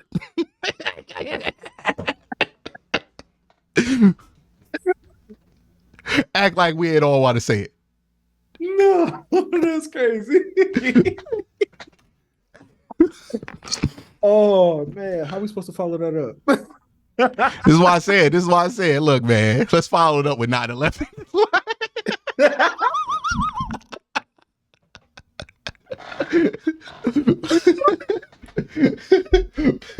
Oh, man. Hey, what's wrong with Sean McDermott, bro? So for those of you who don't know, a very credible writer wrote that Sean McVay, by the way, keynote in 2019, gave a motivational speech to the Buffalo Bills that alluded to them coming together and communicating like the 9/11 terrorist. That man told a David and Goliath story about Al Qaeda. I ain't never seen nothing so it's just why would you ever do that? Like, there are so many David and Goliath stories in media that you don't ever have to dig to. Yeah, but you have to understand the 9/11 terrorists were going up against the American machine. Like, what? Are you insane? Have you lost your mind? Hey, no, imagine just being in that meeting. He's like, I need y'all to be like terrorists. He's just like, what? What? And you know it's dudes who wasn't really paying attention, and then they heard that, and they looked up like, the fuck he just said? What did he just say? He lost all of his offensive linemen, dog. Like, you know what I mean? The skill positions might not have been really might have been checking for it. Let me tell you something. Not the offensive lineman, dog. They was like, he said what? Like, excuse me? I promise you, Stephon Diggs he wasn't even on the team at the time. Gabe Davis was probably not giving a fuck like about what was going on. Here's the thing also. Coaches, I need you to understand this. Fans, I need you to understand this. Don't nobody give a fuck about the motivational speeches. Don't nobody care about them speeches. They don't do nothing. They don't ever motivate nobody to know, unless you Ray Lewis. And honestly, from speeches from Ray Lewis, then the reason the Baltimore Ravens was good. Ray Lewis, the reason they was good. He just liked doing the speeches, so you just let him do what the fuck he wants, right? It ain't just them speeches. You ain't got to give them, man. You ain't got to give them. But when you digging so deep in the barrel to hit the sports cliche that you end up pumping up the terrorist on 9/11, you done lost the point. There is shit within 9/11 that you could use as a David Goliath story. Flight 93, right? Like, it's now, Cole, there was one angle to this I haven't seen anybody hit, and maybe because nobody dares to hit this angle except for QnCOLB, but this is why the people come here. Boy, oh boy, could you imagine if Aaron Rodgers was in that room? Bro, I was just about to say that. Because you know he would have been like, you talk to him, coach. You talk to him. No, Aaron Rodgers would have hit something crazy. Were they terrorists? Or was it the government? No, look, he would have been upset for them. Like, it wasn't Al Qaeda that did that. Go Google Aaron Rodgers 9/11 if you want to know. That man does not believe the story of events that came out about that day, which is whatever. But I'm just pointing out that if he was in that room, that was 2019 too. That was the same year he was out here telling this to Deshaun Kaiser, dog. He was fresh into the conspiracy. Oh yes, that would have been hilarious. Hey, I'm going through the 2019 Bills roster right now.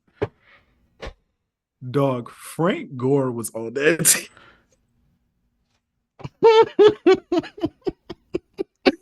I know Frank Gore was like, what the fuck are you talking about? I'm trying to get to the offensive line because I'm like, let's see. Hey, no. Was Cole Beasley on the team? Oh man, let me see. If Cole Beasley was on the team. Hold on. We about to find out real quick. It's a lot of black offensive linemen that was on the team. He might have been in the clear. Oh yeah, Deion Dawkins. He might have been on that Deion. He was on that Deion plan. That man was on the Buffalo Bills in 2019. I'm on his wiki. He was on it. Yes. Oh, yes. Cole Beasley. Yes. Cole Beasley was in there, dog. Oh man, he was about to fight Sean Oh McDormitt no. right then and there. Oh my, I could not imagine a worse person to say that to. Man, he was about to throw down. Ooh. Ooh. Hey, did Cole make it through the whole season? Did he make it through the whole season on the Bills? Oh yeah, he was there. He was a critical part of that team. Oh man. Yeah, Cole was cooking that year, man. Like, oh dog. Now here's what I want to know. Hey man, who want that man fired? Because nobody said nothing till 2023. You sat on that for 5 years. This man said that in a meeting 5 years ago, and you just put it out. Now look, it's still going to have the effect that it has on him, whether it was 5 years ago or not. He still said it. But it coming out at this time tells me somebody tired of his shit. Like they was like, you know what? We're getting him out of here. Who wanted him out of here, dog? Like, was it Josh Allen? No, you know who leaked that story?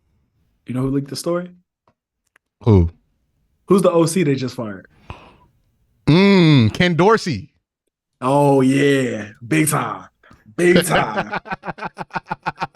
Oh no, that article was crazier than the 9/11 quote because it's like Sean McDermott does not take any responsibility. He fires anybody else. No. Here's how you know it wasn't Ken Dorsey though, because the guy told him, whoever the source was for the article, that watch, if the offense don't start out well this year, he gonna fire Ken Dorsey. Which I don't know. It might have been Ken Dorsey now that I think about it. Absolutely was Ken.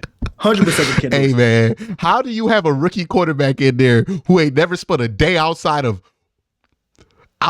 Wyoming? I think he's from the Dakotas. right? Like, I think what Josh Allen is from the Dakotas. Let me look that up. But he not like from Florida and played at Wyoming because he could start. He from Fireball, California. My bad. You know that part of California don't nobody go to? He's from there. Went to Wyoming. Man, I want to know what the thought was through his head when he heard his first head coach in the NFL.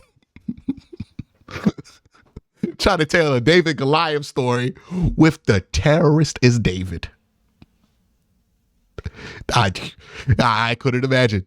I couldn't imagine that. You know, there's no equivalent to that. That's about as dumb as you could get in modern society. Like, I'm very interested in Sean McDermott's politics as of right now. I want to have a conversation with that man. I want to know. I don't. It's probably a very mixed bag. Okay? I need to know. I need to know right now. I want to ask him how he feels about what's going on in the world. I need to know. If I were in charge. One day we will get Sean McDermott. I don't know what news network he would be on, dog. I don't know what. I have no clue what news network he would be on. First question. How do you feel about President Donald Trump? No, stop it. Stop it. See, look, no, we can't. I want to know. I want to stop it. Stop it. We still got to talk about Joe Flacco. And you know, no, stop it. Stop. Going to end up having Jason Whitlock talking about us. You keep going this direction, Cole. My fault. I was like, how do you feel about it? If I say the words Barack Obama, how do you feel?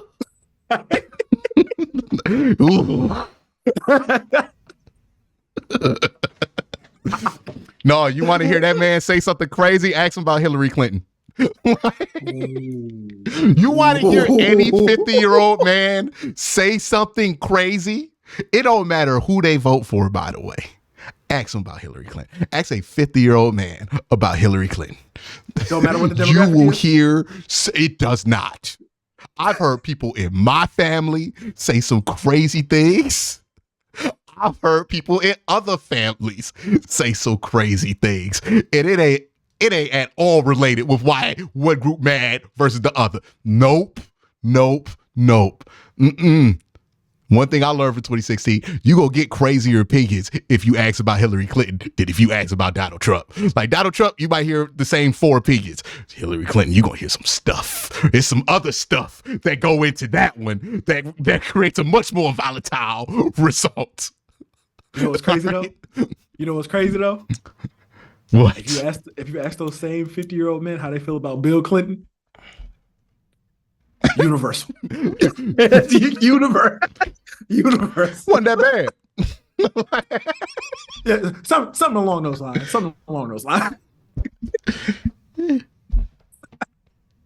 Crazy, man. Crazy. I don't know how we got to this. I got to this, but Sean McVay is insane for that. That is one of the dumbest things. Look, is that dumber than what KADARIUS Toney did?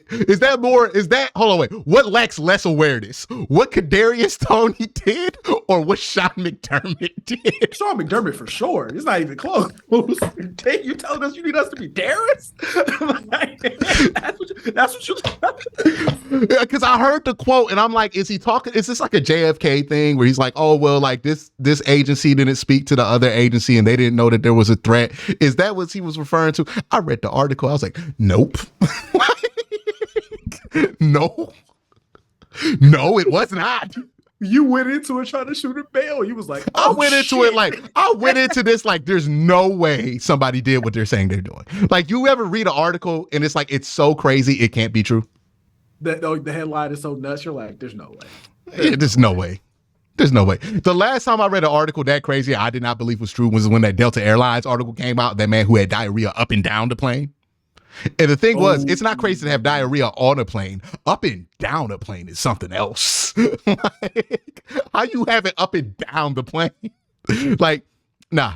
I read that article. I was like, there's no way that this is what people are saying it is. This has to be overblown.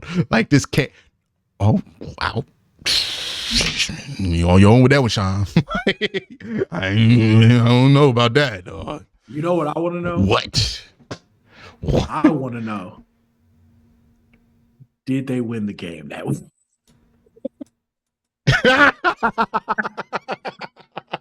Did it work?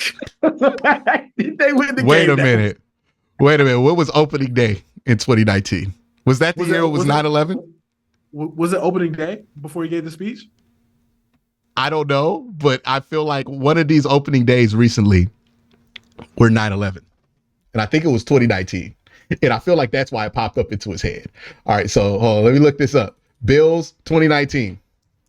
They weren't good in 2019. Well, they were actually, I think they made the playoffs. Bills 2019 schedule. All right, Cole. We are about to find out if this man said this nonsense on an even worse day than we all think. All right. Their first game was September 8th. Right? But Cole, here's the bad part. September 8th and September 15th, they played at New York Jets, at New York Giants. I think I know the week this was said. It was on September 11th in preparation for the game versus the New York Giants in New York. And Colb, they won that game 28-14. Hey, listen. Real investigative journalism. Because there's no way that happened any other point in the season. There's no way. There's no way. Said that in New York. Yes.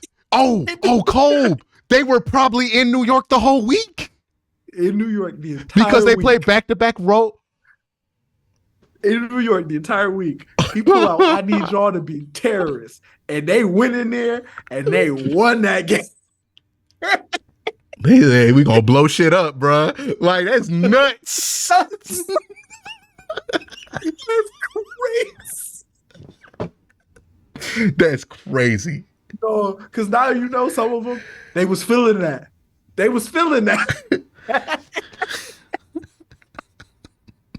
That's crazy. Hey, you know who was on that team, Cole?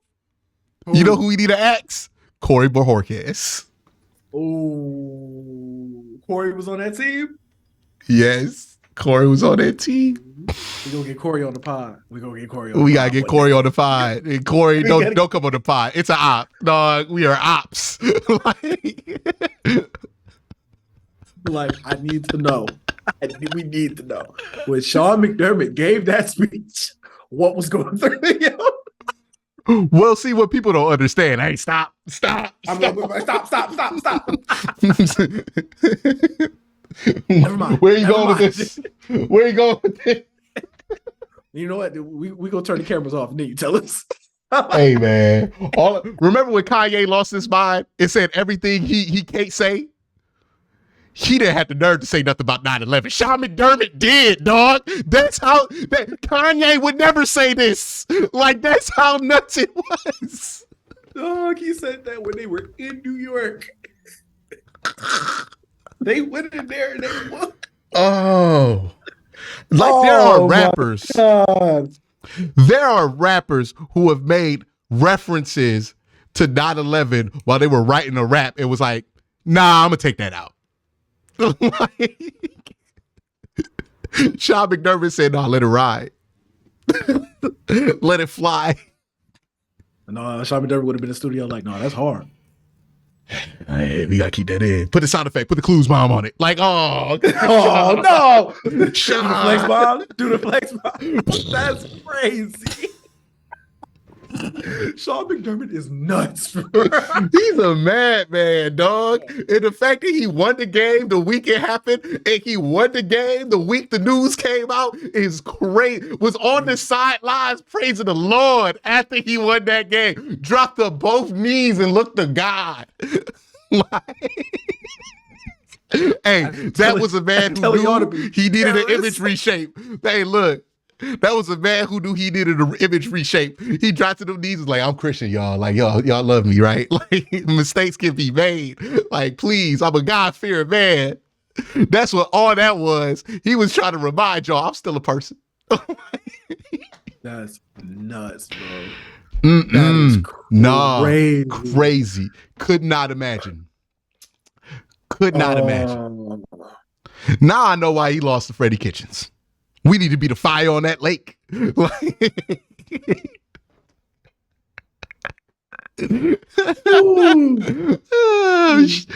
I don't even want to know what he said again when he played the Patriots that year. I don't even want to know. I don't even want to know, man. I definitely don't know. Nope, he played on 2 times that year too. Nah, I'm good, bro. I'm good. Don't tell me. Don't tell me. Nah, man. Come on, dog.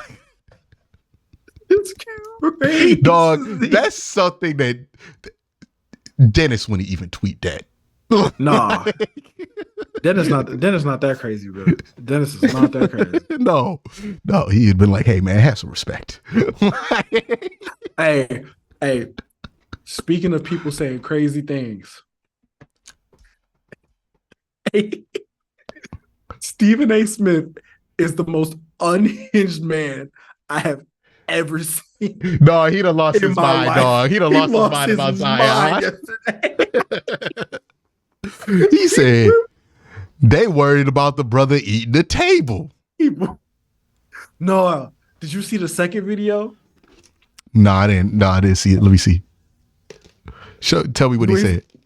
Do we see the second video he put this out the same day, like a couple hours later. Like these are from the Stephen A. Smith accounts. Like, right. What was the one you talking about? Eat the table. That was on First Take. This was from. This is something he said on the Stephen A. show. Yeah, what he said on his show. What did this man say? He said he opened it up. Zion Williamson is fat. Verbatim. He's fat. He went full Scott Steiner. You said he went full Scott Steiner. He said he's got a belly. He's got a belly. And I'm talking, get in my belly. He went crazy. Zion had 36 yesterday, by the way.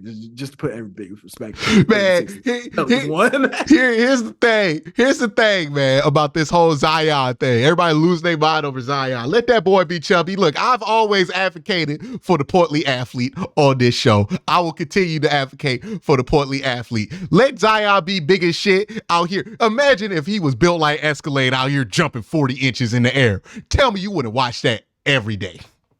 Of course you would. Of course you would. People are like, oh, well, he'll get injured. I think people care more if the Pelicans wins. Let me tell you, don't nobody give a fuck about the Pelicans. Don't nobody care about the Pelicans.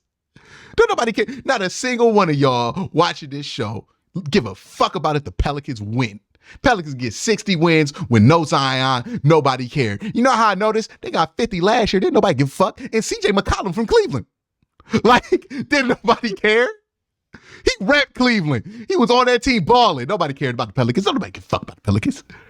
But the Pelicans had Zion Williamson out there, you know, built kind of crazy, like out here in the 3X jersey. Like imagine if Zion was out here hooping with the untucked jerseys. Like, yes, I'm watching, dog. I'm watching. Hooping in some Air Force Ones. Like, I'm watching. Tell me you're not watching. Dropping 40 on tees. Just, yeah. Okay. Looking like an offensive lineman. Why do we lie to ourselves like we don't like the more importantly? Like, how many of us got excited because Jalen Carter ran that touchdown in? Everybody. Mm-hmm. And I got news for y'all. Jalen Carter ain't even funny, like funny fat. He ain't even like, you know, kind of like, oh, it's cool. Jalen Carter's just an amazing athlete. Now, Jordan Davis would have ran the motherfucker in. Like, man, that's a different story. Right? Like, hey, Tavondre Sweat got that touchdown. I saw people who wasn't even watching the Texas game tweeting about it. Yeah. Why we act like we don't like this? Why every time an athlete a little chubby, we get mad? Why can't we just appreciate it? Why can't we appreciate the what's the thing? The inclusivity, the what do they call it when you can see yourself in film? The representation? Yeah, why can't we appreciate that representation? You know what I mean? I'm 230, or not 230, I'm 220, I'm not tall. I like seeing a brother like Clyde Edwards-Helaire get the rock a couple times. You know what I mean? Like out here looking like a decimal in the NFL. Like, yeah, Clyde, get them 5. Why can't we have that? You can't even make your athlete chubby on 2K no more. Everybody got to be ripped. Nah, Zion, bring it back. Bring it back, Zion. That's what I want Zion to do. All right? Everybody talk about all this shit Zion needs to be doing. He need to be in shape so he could be one of the greatest ever. What if he was never supposed to be the greatest ever? What if he was just supposed to be Sean Kemp? Like, you know what I mean? Sean Kemp was fun. Imagine he was out here built like Big Baby Davis, just dunking. What you think made Shaq so fun? If Shaq was in incredible shape, like he was in Orlando his whole career, would Shaq have been as fun, Kolb? I would argue he was as fun when he was in shape as he was when he wasn't in shape. Nah, he was more fun when he wasn't in shape. It was two different kinds of entertaining, though. It was two different kinds of entertainment. Look, when Shaq was in shape, it was impressive. Right? It was really impressive. It was really spectacular. But the Orlando Magic wasn't trying to re-sign that. When Shaq was out of shape, he was the best thing on TV. All right? Like, just get them, like, and then he making jokes. Tell me that wasn't the best shit ever. All right? Like, tell me that wasn't the best shit ever. Tell me you don't go back and watch specifically them. You don't give a fuck about them 99 Lakers highlights. You watching what, them 01? Okay? Okay, 02, 03, 04. You ain't never went back, watched the 98 Shaq highlights. Nobody watching that shit. Everybody watching stuff where he was just giant. When Shaq had that one quote in a one documentary, I don't need to get in shape for dunking. And that's what I need Zion to be on, dog. Let my man live. Let my man live, man. He out here dropping 30. 40, and we out here worried that he got a belly. Nah, hey, Zion, call yourself the belly monster. Like, you know what I mean? Like, Stephen A. said, every chef in New Orleans gets excited. That's crazy. Zion's there. You know what, Cole? We got to take a stance. I got to take a stance. I don't know about you, but as a naturally portly man who comes from a long line of naturally portly men, we need to stop this shit because Stephen A. Smith ain't the one who could make that point. No, not your natural skinny ass. What Shaq used to call them, natural salad eaters? No, not you. I'm sorry. Nah, you don't know this struggle. All right? You don't know the struggle of having to throw away all your snacks because you can't control yourself. You don't know this struggle, big dog. I stand firmly with Zion on this. All right? I stand firmly with Zion on this. Let that man eat. His body want to be bigger. That's why he got the appetite. You know what I mean? The appetite don't come from nothing. Body out here trying to lose weight. Nah, man, your body like you need to play offensive line, big dog. That's all you need to do. Trying to get him he is a natural big fella. Let that man be a little big. And it'd be better for everybody. Imagine Zion Williamson with the extra 50 pounds on him. Beating the shit out of whatever, too. Imagine Isaac Okoro trying to guard a fat Zion Williamson. Like, I'm watching that every day. And I'm rooting for Zion. Okay? This is crazy. I'm the anti-Stephen A. Smith on this, man. Go get up there with your nail behind and tell us how to live. No. They coming for your kitchen, America. That's what they doing.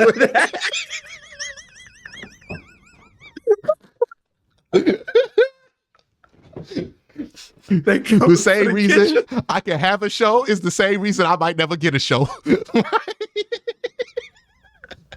They are coming for us. They try to tell you what you can and can't eat. This is about control. This is about control. Nah, fight back, America, and let Zion eat that steak.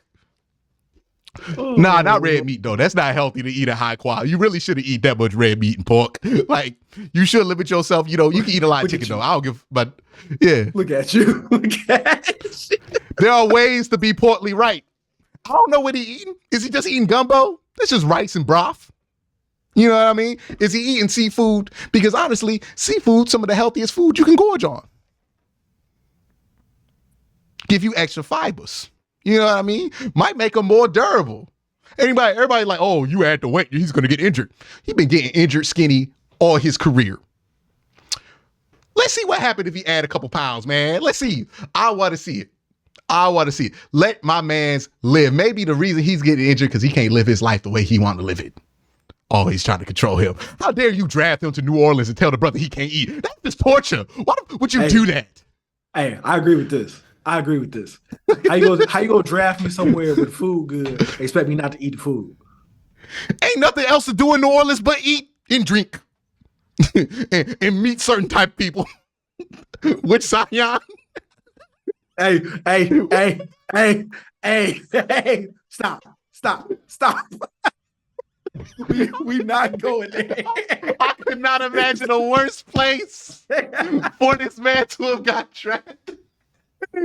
Hey, let's just stop right there. No. Stop right there. Oh shit! Oh. This is not that kind of show. This is not that kind of show. Cope.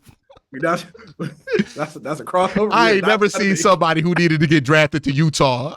I ain't never seen somebody who needed to get drafted. This is so kind of big. Oh. Hey man, Google it. If you don't know, don't ask me in the comments. I'm not about to answer that shit on YouTube. That's my job. Go Google that though. Like, put that on your own search history. Zion Williamson. Or go on Twitter. Baby mama. Go on Twitter. It's there. It's all there. It's all there. You're welcome. We're sorry. No, don't do it. I'm telling you right now, don't do it. If you don't know, consider that a blessing. If you know, you know.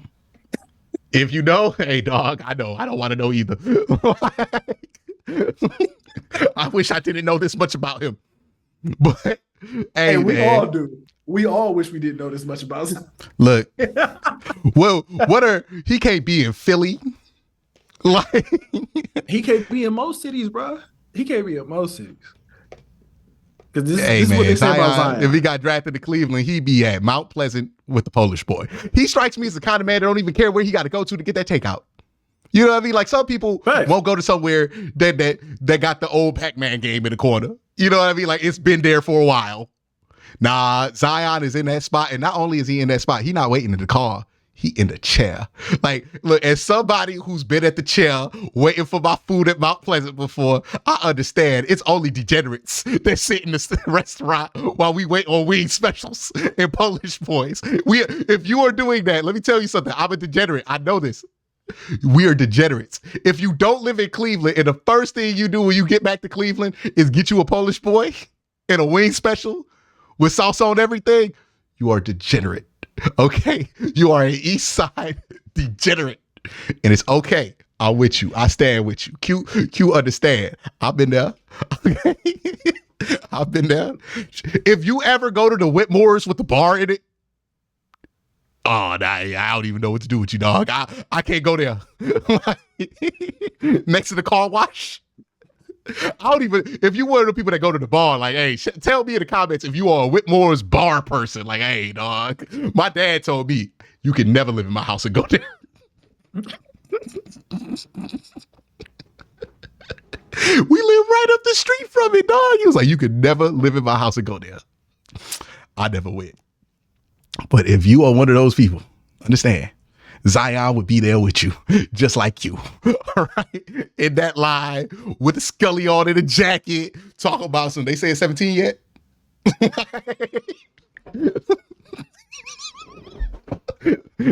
And that's why I got Zion back on this, man.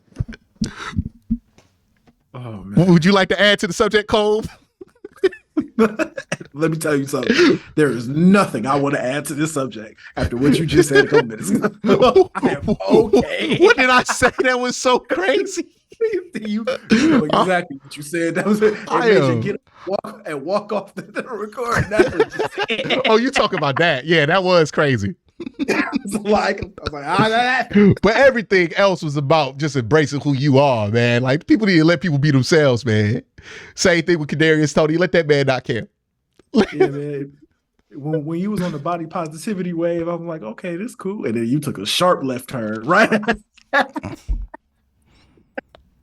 So, oh, there's certain things we can't promote on it.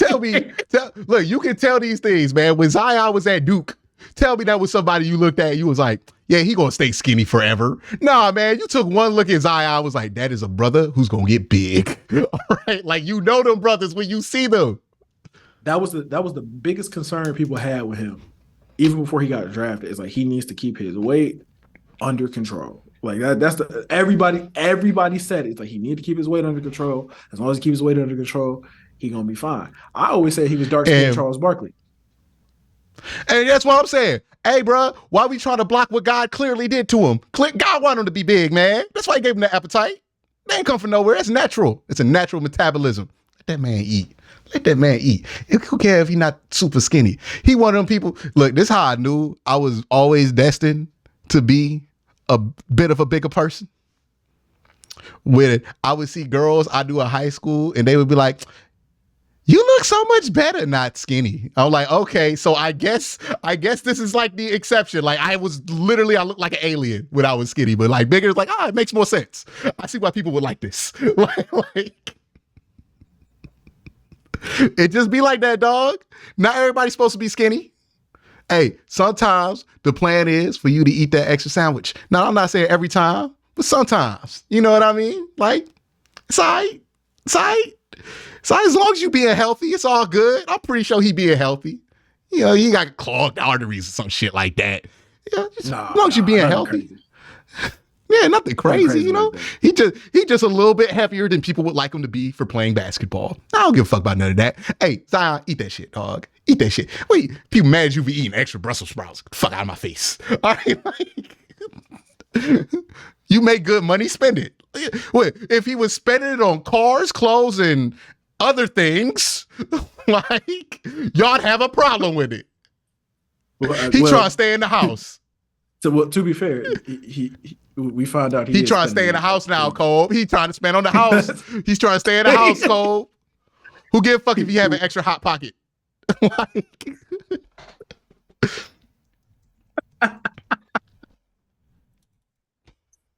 oh, hey, wait.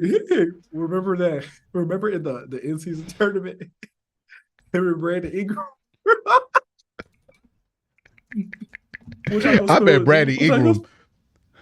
Oh, spend that money on. They didn't even. They just looked at each other. They keep setting up Zion for failure. They put this damn tournament in Las Vegas. That's what I said. First of all, hey, let me tell you. For multiple reasons, Zion's always gonna make that tournament. Some I can say on air, some I can't. And the one I can say on air, buffets. Let me tell you something. I don't even like Vegas. But I'd be like, maybe I could stay on Fremont Street, go to the buffets. Like, I understand this struggle, man. Like, people think he talk about that other thing. He talk about something else. He talk about going to Tony Roma's. I think he's talking about both of them personally. Hey, look, he got plans for both parts of the day. You know what I mean? Zion don't waste a minute in Las Vegas. They got everything he like. It's just like New Orleans, but bigger. Like, hey, I knew if I was like, hey, if the Pelicans win that tournament, Zion goes spend that $500K just as fast as he got it. Let me tell you something, Cole. As long as Zion's on the Pelicans, they're getting to that tournament Final Four. 100%. 100%. Like, who gonna play against Zion? It might be LeBron and Zion for the next 3 years. Because let me tell you, don't two people in the world want it more than that.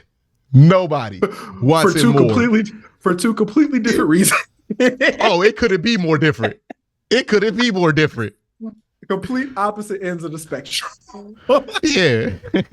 Because LeBron ain't here for legacy, and he's the leader of the NBA. He got to do what he needs to do. Zion ain't here for like, hey man, we getting to go to Vegas. I'm going. I don't know about y'all, but I will be there. He's like, all right, yeah, he out here like running laps and shit. Like, all right, y'all need to get y'all shit together. It's a trip to Vegas on the line. Like, $500K, I need that. I bet Brandon Ingram be out here confused at Zion's eating decisions too, because I've been around people who don't eat that much. And Brandon Ingram, very skinny guy, doesn't seem like he eats that much. Like, you ever been around somebody who can eat 3 wings? No. I've met those people where it's like, oh yeah, I had 4 wings, I'm good. I'm always like, I gotta at least had 12. And some fries. That's not a meal. Well, you eat 3 wings? Like, Brandon Ingram strikes me as a person who can eat 3 wings and be fine. No, you know what's actually funny about that? When he got drafted to the Lakers, he was in his rookie year, he was like complete opposite of Zion, just like as thin as a human being could possibly be. And they said that he was eating like 5,000 calories a day trying to gain. Yeah, see, look, the relationship with food is different when you skinny like that, because people always trying to make you eat. So it feels like it's something that's like, you got to do it. Feel like work when you got to eat. But when you are a naturally portly person, all everybody is ever trying to do is stop you from eating. And you know what that makes you want to do? Eat more. Because don't nothing taste better than the shit you not supposed to eat. Like, what you mean? Like, people out here, you're not helping Zion by telling him not to eat, by the way, Stephen A. Like, nobody is helping Zion by doing. All you're making that brother do is feel bad, and you know what he gonna do? Eat. Like, I know from experience. Like, that brother has an unhealthy relationship with food. You don't fix an unhealthy relationship with food by shaming people over it. He got to come to grips with it. And people got to make their peace with it. He got to make his peace. That's why I'm like, let him be a couple pounds heavier. Who gives a fuck? Like, if he has a more healthy relationship with the food, then the problem's solved. Who cares if he's 260 instead of 250? He's still balling. Them 10 pounds don't mean nothing but more pain. We out here, best player in the NBA is who right now? Kolb. Jokic. Out here like Zion needs to be a perfect specimen of human. No, he don't. Like, you seen Jokic? He just got to be ish. To be fair to Jokic, Jokic lost imagine a bunch if he of was weight. built like Jokic. Hey, look, he lost a bunch. He's still of weight. built like Jokic. He lost weight. Yeah, he's still built like Jokic. He still eats. They say Jokic was why do you think? Why do you think this man Jokic hates the NBA so much? Every time you hear he can't eat. Every time you hear somebody want to talk about his body. Hey, when he goes to Serbia, hey, feast, my boy. Yes, feast. When he in America, you know, you got to eat this kale and all this bullshit. He like, man, I want some roasted chicken. That's what I want. Like, with some sauce on it. That's what he want. That's why he hated here. Always talk about it. Imagine he was built like Jokic and could dunk. We out here blocking our blessings, dog. The Pelicans might be the 1 seed if they just let this man be who he is. Remember, I was trying to do this to Ant-Man? Trying to get Ant-Man to be all professional? No. The best thing about Ant-Man is that Ant-Man is Ant-Man. Let this man live.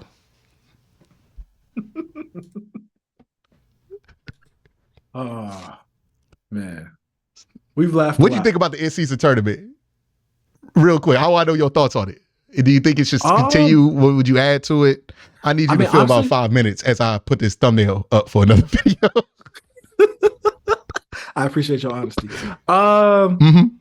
It was fun. To be honest, every idea that Adam Silver has had since he's been commissioner has been a success. I can't even lie. Like all the games were entertaining. The intensity was good. It felt like the games mattered.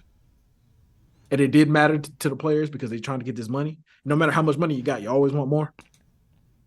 Hey, look, Open about to fight you for that dollar too. You know, if 20 fell on the floor, Open fighting you for that. She ain't get to where she at, letting money go. Like exactly. But it was entertaining. And I felt like the people who complained about the tournament after watching it were weird to me. Like when it got announced last year, or like including myself, I was like, man, I don't know if it's gonna be. I don't know if it's gonna like how's it gonna work. It's just an in-season tournament, just to have an in-season tournament. Like there's no significance towards like the postseason. And, like it's just a thing that we want to do, just to have a thing we want to do. After watching it, it was entertaining. The games were really fun. They gotta fix the courts because some of the court designs were just flat out ugly. Just flat out ugly. They got to fix that. Don't you think that adds to it though? I think the idea for every team to have personalized courts for the tournament was a very good idea. Well, they need to tweak the execution a little bit. I would say I would rather it be over the top and kind of ugly than everybody having different courts that all feel the same.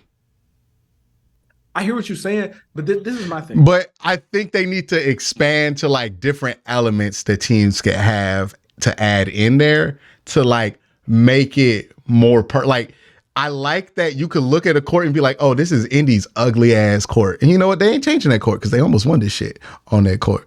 But it's like, I think it's better that these courts feel super distinct than not. Now that in-season tournament championship floor, that's got to change. That's got to change. That floor, it looked terrible, right? They changed that shit to black and gold or something. Like you could have the more pared down court on that one, right?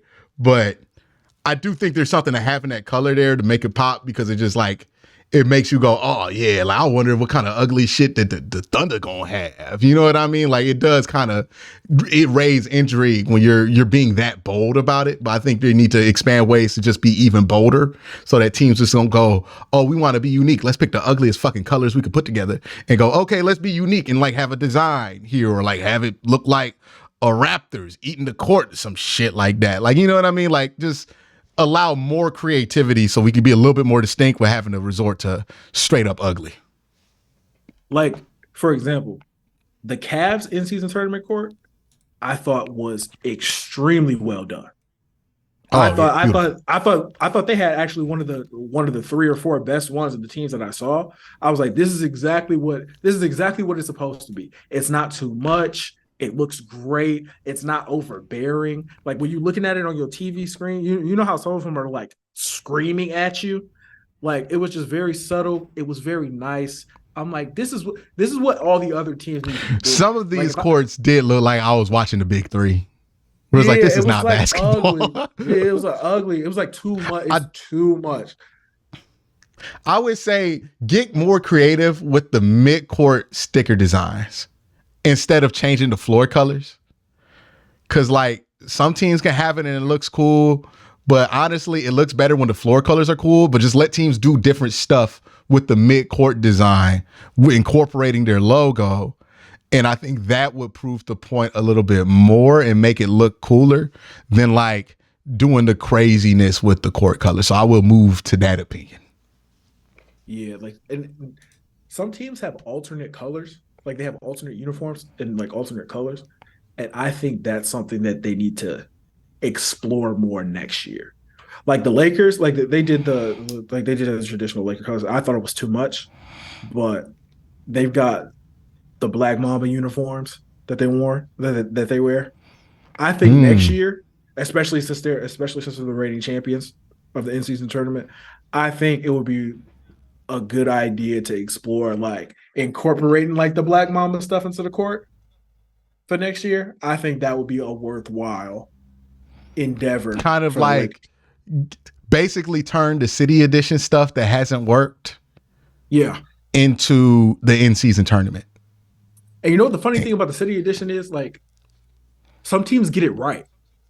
You know what I'm saying? Like some teams get the uniform, like they get the jerseys and everything, they get it right, and then some teams just don't. Like some of them are just perpetually ugly, no matter what they try to do. And I hate to say that, but it's true. I mean, how much you can do with orange and blue? Like some of these teams are gonna have bad uniforms because they ain't got nothing to draw on. Like they ain't got no throwbacks. Oklahoma City got one jersey. It's not great. Like they got no throwbacks. They can't use the Sonic stuff. That would just piss off a bunch of people in Seattle. Honestly, I think they should try to bring some of the Sonic stuff back. They should. Some Sonic, but see, look, Sonic uniforms are cold. It took They're so cold. 23 years after the Houston Texans got a football team for the Tennessee Titans to be able to harken back to the Houston Oilers.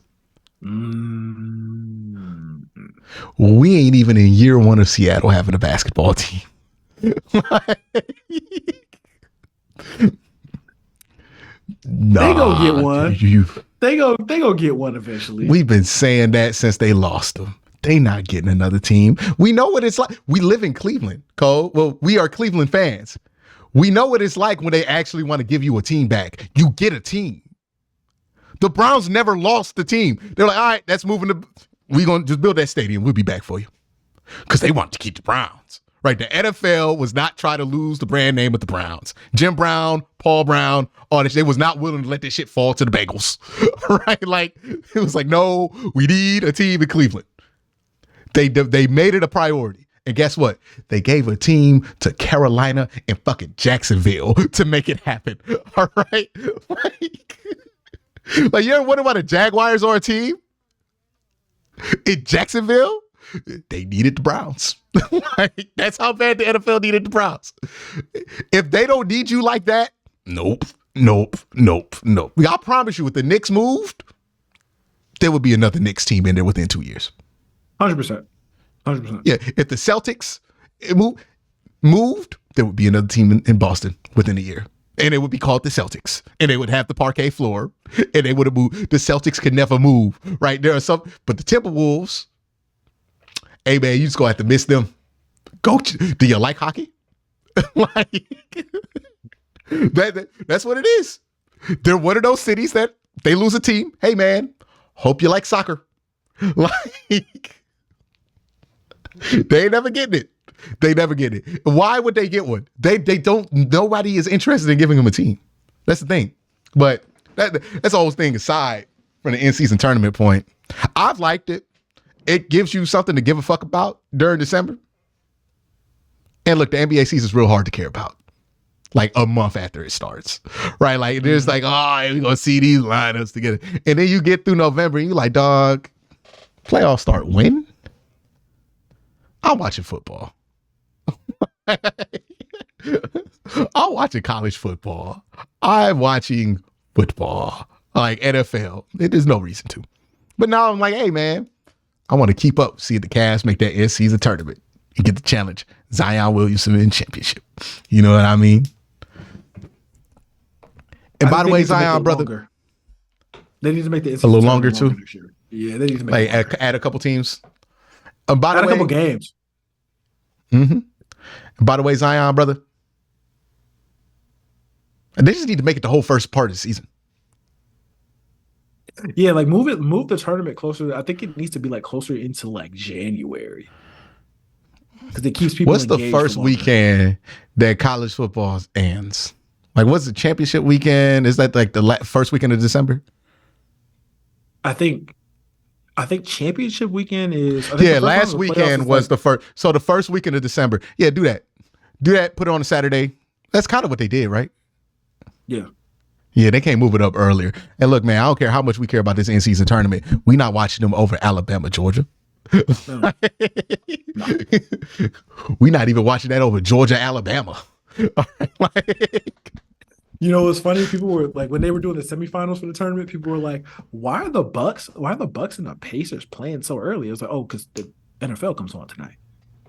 Yes. So we gotta get this out the way. But I think Yeah, I think it could be tweaked, but I think it's a good idea. Everybody does this with the NBA whenever they do something new. Oh, this playing term is going to ruin the league. And ends up fine. Like, at least they're the one league that tries new stuff. And it works. And I think that's why they're very interested. But speaking of a league that will never change anything ever, let's talk about the NFL again. We done had our fun, man. I hope y'all done enjoyed this. Because if you're a Browns fan, this might be a very uncomfortable conversation. Do you watch the Browns play without Deshaun Watson? And ask yourself this question. And this is not saying that any of the quarterbacks who have played are better than Deshaun Watson. I'm going to say this unequivocally. Anybody who holds that opinion is bullshitting. Deshaun Watson is clearly better than every other quarterback on the Cleveland Browns roster. You can see it in point differential, right? I think I posted this. They're like plus 63 with Deshaun Watson. That's not a great number, Kolb. Plus 63 is not a great number. But it's a good number. They're a much better team with Deshaun Watson. Nobody's denying that, right? Do you agree? Absolutely, 100%. He's a better quarterback than the others. But that doesn't mean that there's still a question we got to ask. Because when I watch these other quarterbacks play with Kevin Stefanski's offense, I'm like, it seemed like the offense make most sense with these other guys. Right? Like, it seems like the offense fits better with these other quarterbacks. Guys who get the ball out quick. Guys who want to be on time. With Deshaun Watson, there is some of that tug and pull. I'm trying to fit a square peg into a round hole stuff that we got with Baker Mayfield. And the issue with this is, I hope this doesn't become a battle, because I don't know who's winning that battle. But I'm going to tell y'all right now, no matter what you think of Deshaun Watson, it's better for this team if Kev wins that battle. It just is. Because Kev is one hell of a football coach. Deshaun's a good quarterback. Who's getting 30, who's going to 30, right? He's a fine enough quarterback at this point. Let's see if he comes back next year from this shoulder surgery and plays well. If he does, nobody cares about this conversation, right? But right now, it's something you do have to think about, because what we're seeing with Joe Flacco is somebody who fits in the offense. That's why it's so easy. That's why it doesn't look rusty, right? The rust might not have been rust. It might have just been what it was with Baker. The convergence of two styles that are having a hard time meshing. Doesn't it feel like with Deshaun Watson a lot like it felt like with Odell Beckham? Where it's like, damn, man, this shit don't feel like it fit. You got Amari Cooper in here. Oh, Kev hates star wide receiver. You traded for Amari Cooper, that piece fit. Oh, shit. I guess Kev know what the fuck he doing. Like, Amari Cooper has never been Amari Cooper in his best was not better than Odell Beckham at his best. Nope. But it fit better. Now, look, the answer's not on the roster. Unless like DTR like has some incredible leap or whatever the fuck. But like realistically, Joe Flacco's too old to be the future of anything. Except for his family. He's a perfect age to raise a family. And look like the brother want to raise the family. So let that brother raise his family in peace. Like, hey, Joe, you ain't got to stay in Cleveland next year, dog. Like, don't do it. Don't do it. It ain't going to end out how you want it to. Joe, raise that family, dog. Like, go on this run. Get the enjoyment. You will become a legend in both the city of Cleveland and Baltimore. You will be an AFC North god for the rest of your life if you just get this game to 10 wins. But you ain't got to come back for the sequel. We don't need it. We don't need the Hangover 2. We don't need it, right? Like, hey, did we need the Hangover 2? Hangover 1 was just enough, right? Hangover 1 was just enough. We don't need Hangover 2. So, Joe, I'll tell you this right now. You get this team to 10 wins, ride out, do whatever you want to do in that playoff game, dog, because ain't nobody going to care. And raise that family, big dog, and go out on a high note. We don't need the Hangover 2. But because he's almost about to be 40. Like, let's be real. There's been one man able to do it. And if you're telling me he has to be like Tom Brady in order to succeed, come on, dog, stop being goofy. like Joe Flacco ain't never been Tom Brady. But what we are seeing is a better fit for the offense. Jacoby Brissett. It looked a lot like this. Nobody's making the argument that Jacoby Brissett is a better quarterback than Deshaun Watson. I would never make that argument. I'm a Jacoby Brissett fan. I advocated for him when nobody was. Colb, you was there. I was there. I was fighting them Jimmy Garoppolo heads, those let's keep Baker stands. I was out here in the trenches. Josh Dobbs and Jacoby Brissett gonna hold it down. Called me an idiot. Now they want to trade for him, right? Just saying. Somebody done been right on this shit that people get mad at every time I point out something. And this is something I'm pointing out. And people gonna get mad. Right? Because I'm not saying Joe Flacco should take over for Deshaun. That's stupid. Like that is so stupid. I'm sorry. That's just flat stupid. That's just prisoner at the moment saying stupid shit. I've done that before. Look, I lived the 2020 Baker experience. I said I would have traded Baker for Aaron Rodgers. I wish I could have that take back. I wish I could have that back.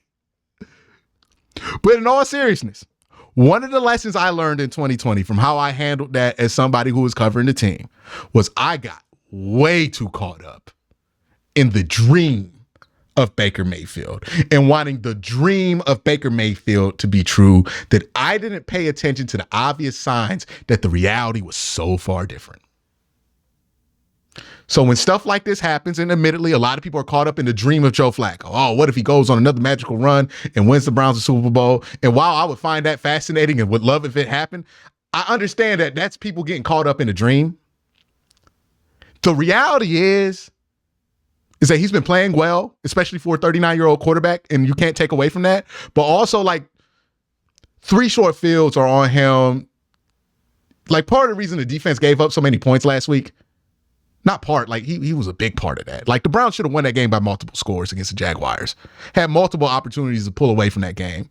And the reason they couldn't pull away is because he turned the ball over. Both times.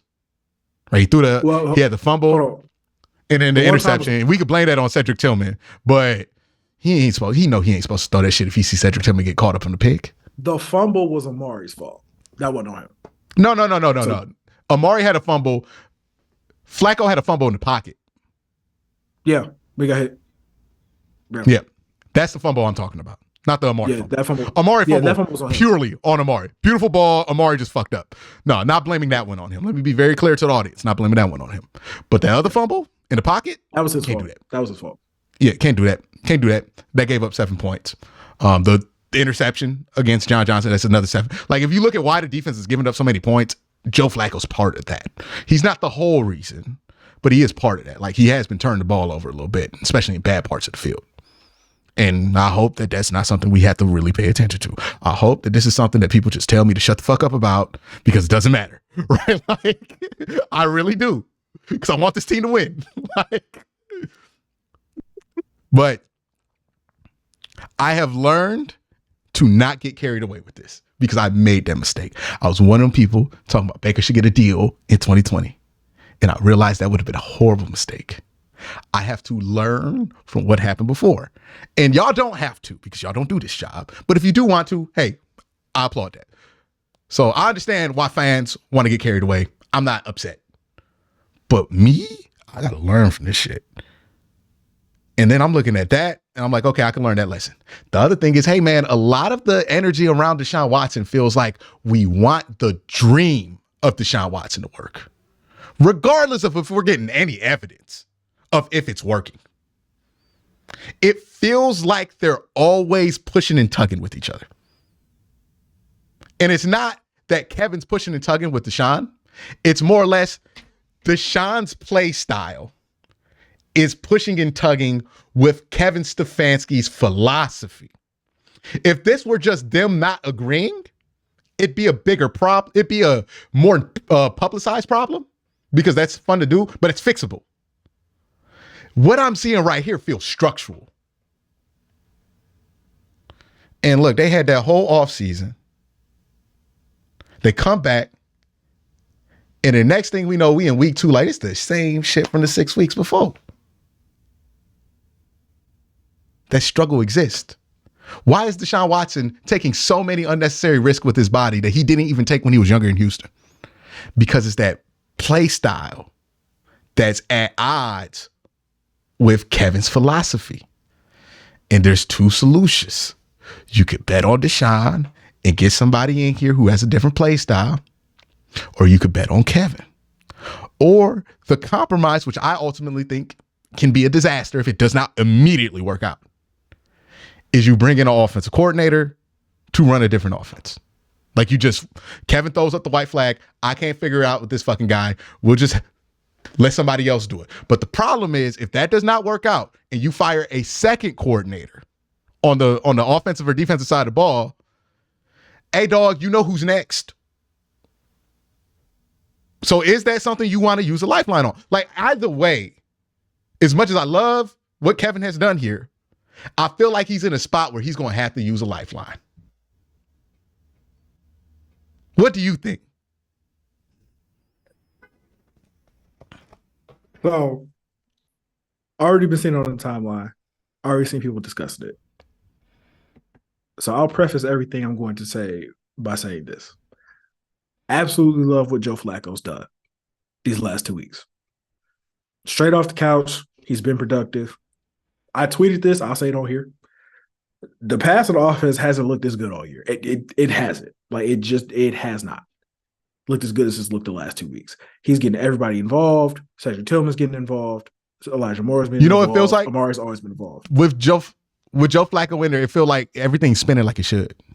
Like, everything's on time. Everything's on time. Yeah, it's like, oh, okay, this shit, that's why we got that wide receiver on that route. That's why, okay, it feels like it's spinning when it should. With Deshaun out there, even though Deshaun's able to get a little bit more consistently from the offense, it's the fact that we're comparing it is the problem. The reason we're comparing it is because it feels like Deshaun's fighting through the offense, and the offense is fighting through Deshaun at the same time, and it doesn't fit. Like, if Deshaun were in like Eric Bieniemy's system, he would look 100% better. I'm confident in that.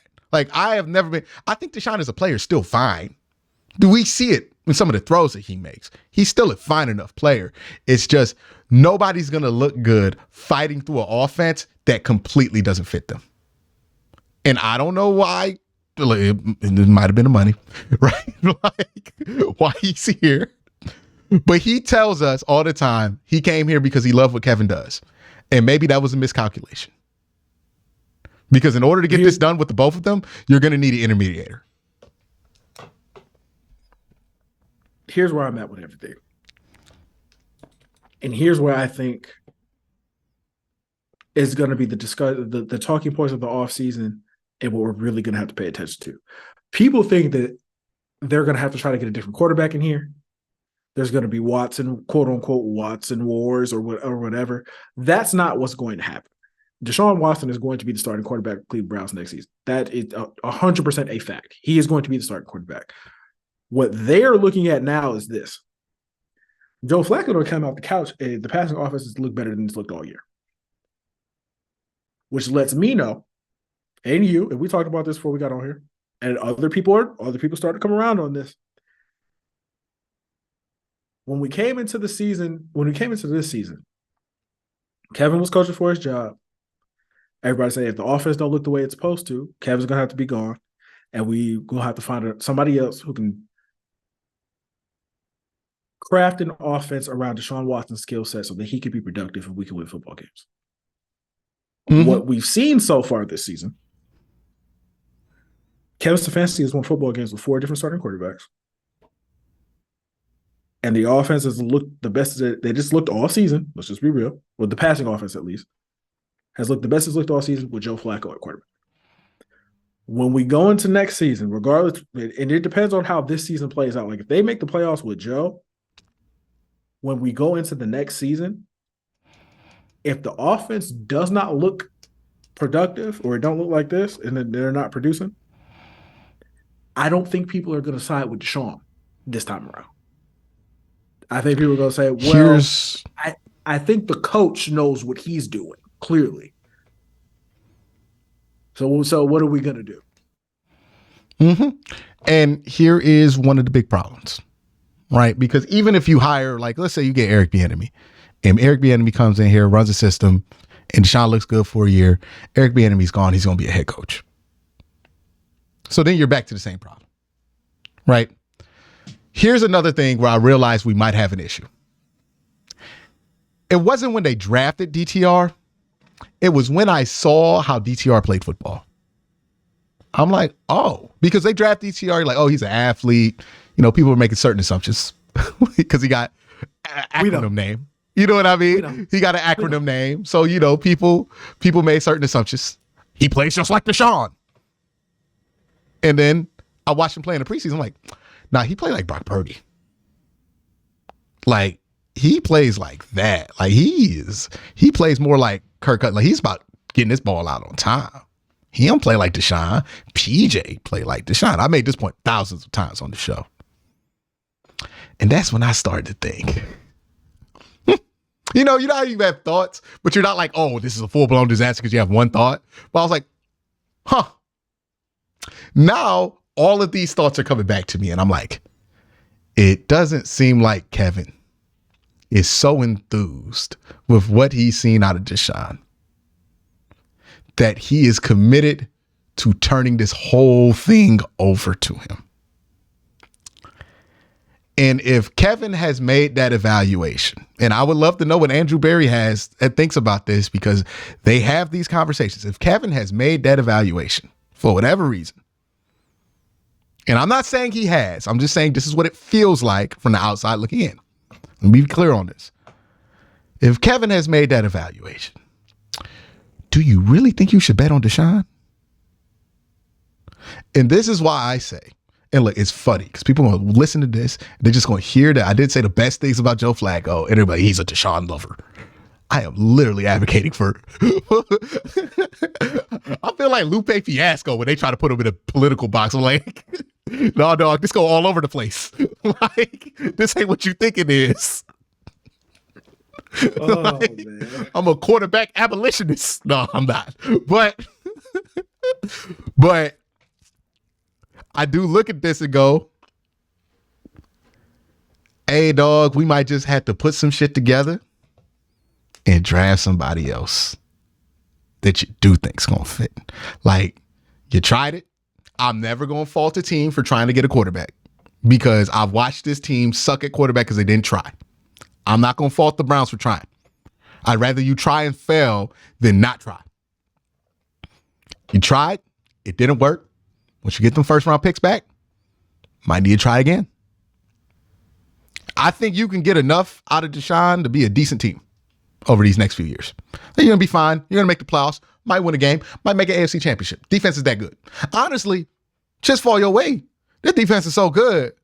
Hey, dog, you could win one by accident. Like, you know, and that's a fine enough place to be in for a couple of years.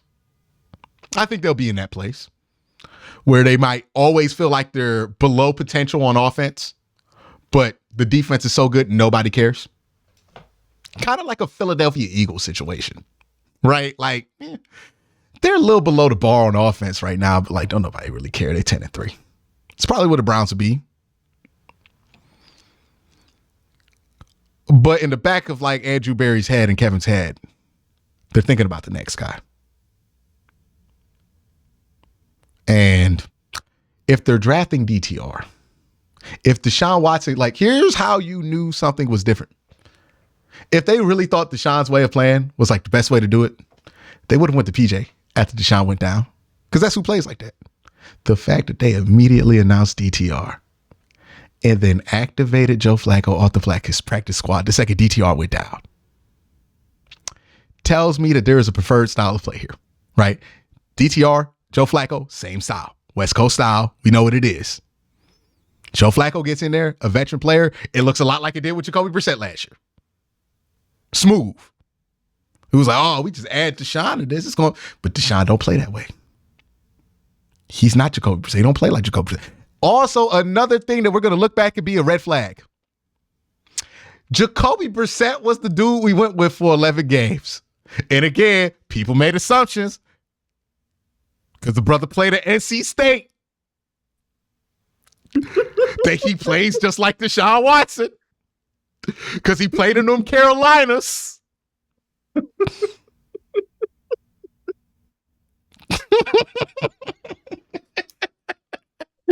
Because he was on the coast, the Atlantic coast. Not about to get canceled over this shit. Not about to have Clay Travis quote tweet me. I'm not doing this. No, dog. Because he plays on that coast.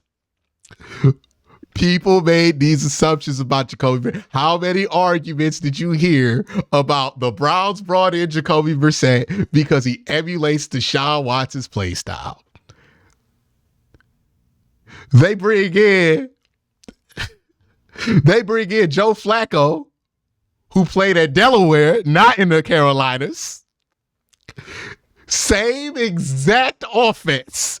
Same exact way of playing in the offense. Oh, people see it now, right? People see the difference, right? Oh, people see it. We didn't see it with Jacoby. We out here thinking he could run RPOs because he played at NC State. Oh, because he from the South? Nah, because he played in the ACC. Oh, okay. If we had brought in Jameis Kolb, they'd be doing the same thing. Right? And we know Jameis doesn't play a very traditional ACC style.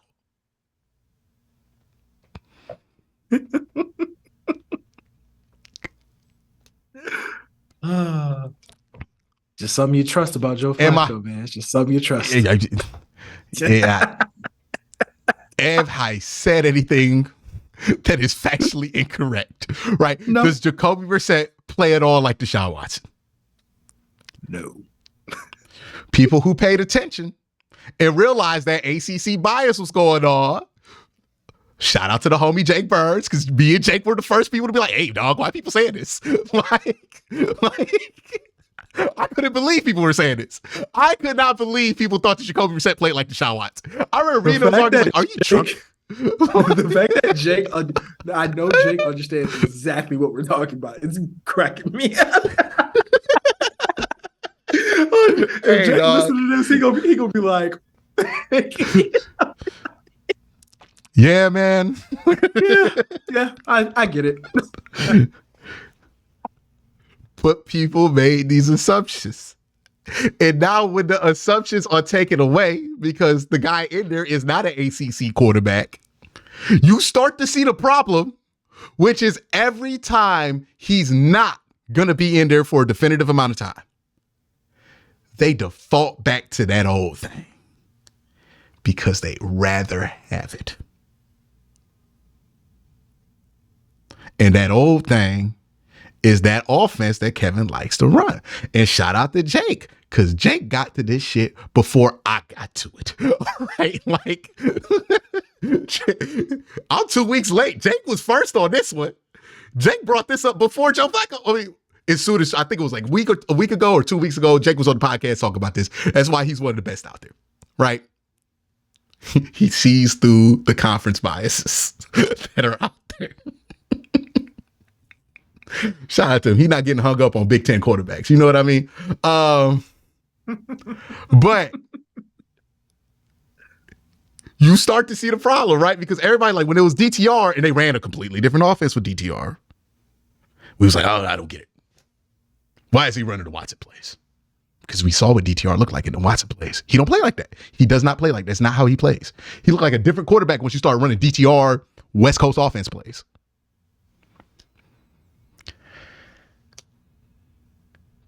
That's a problem. Okay? That's a problem. Every other quarterback on this roster, other than PJ Walker, plays a completely different style than the starter. Because they don't like the other style. How's that supposed to work? And you think the dude who wants to run that style wants to hire somebody who want to play something else in the club? You remember that discussion I got in on Twitter where people said, would you rather have Jared Goff on here? Would you rather have Jared Goff on the Browns right now if you could have him? And I was like, yeah. I was like, yeah, I would like to have Jared because I know if we had Jared Goff, he gonna Big run the 12 quarterback. offense. No. Pac-12 quarterback. He gonna run the offense the way that Kevin wants the offense to be run, and he will succeed in the offense that Kevin Stefanski wants to run. We ain't gonna talk about no rust. Ain't gonna be talking about no rust. He gonna produce. He gonna get the ball out. He gonna do everything that Kevin wants to do. And I would take that here. I wouldn't even think about it. I'm like, yeah, we'll be fine. People got mad when I said that. I'm like, look, man. Kevin want to do what Kev want to do, and when you got a quarterback that can do what Kev want to do, the offense look good. That's all I'm saying. All I'm saying. It's the reason Trey Lance ain't playing in San Francisco.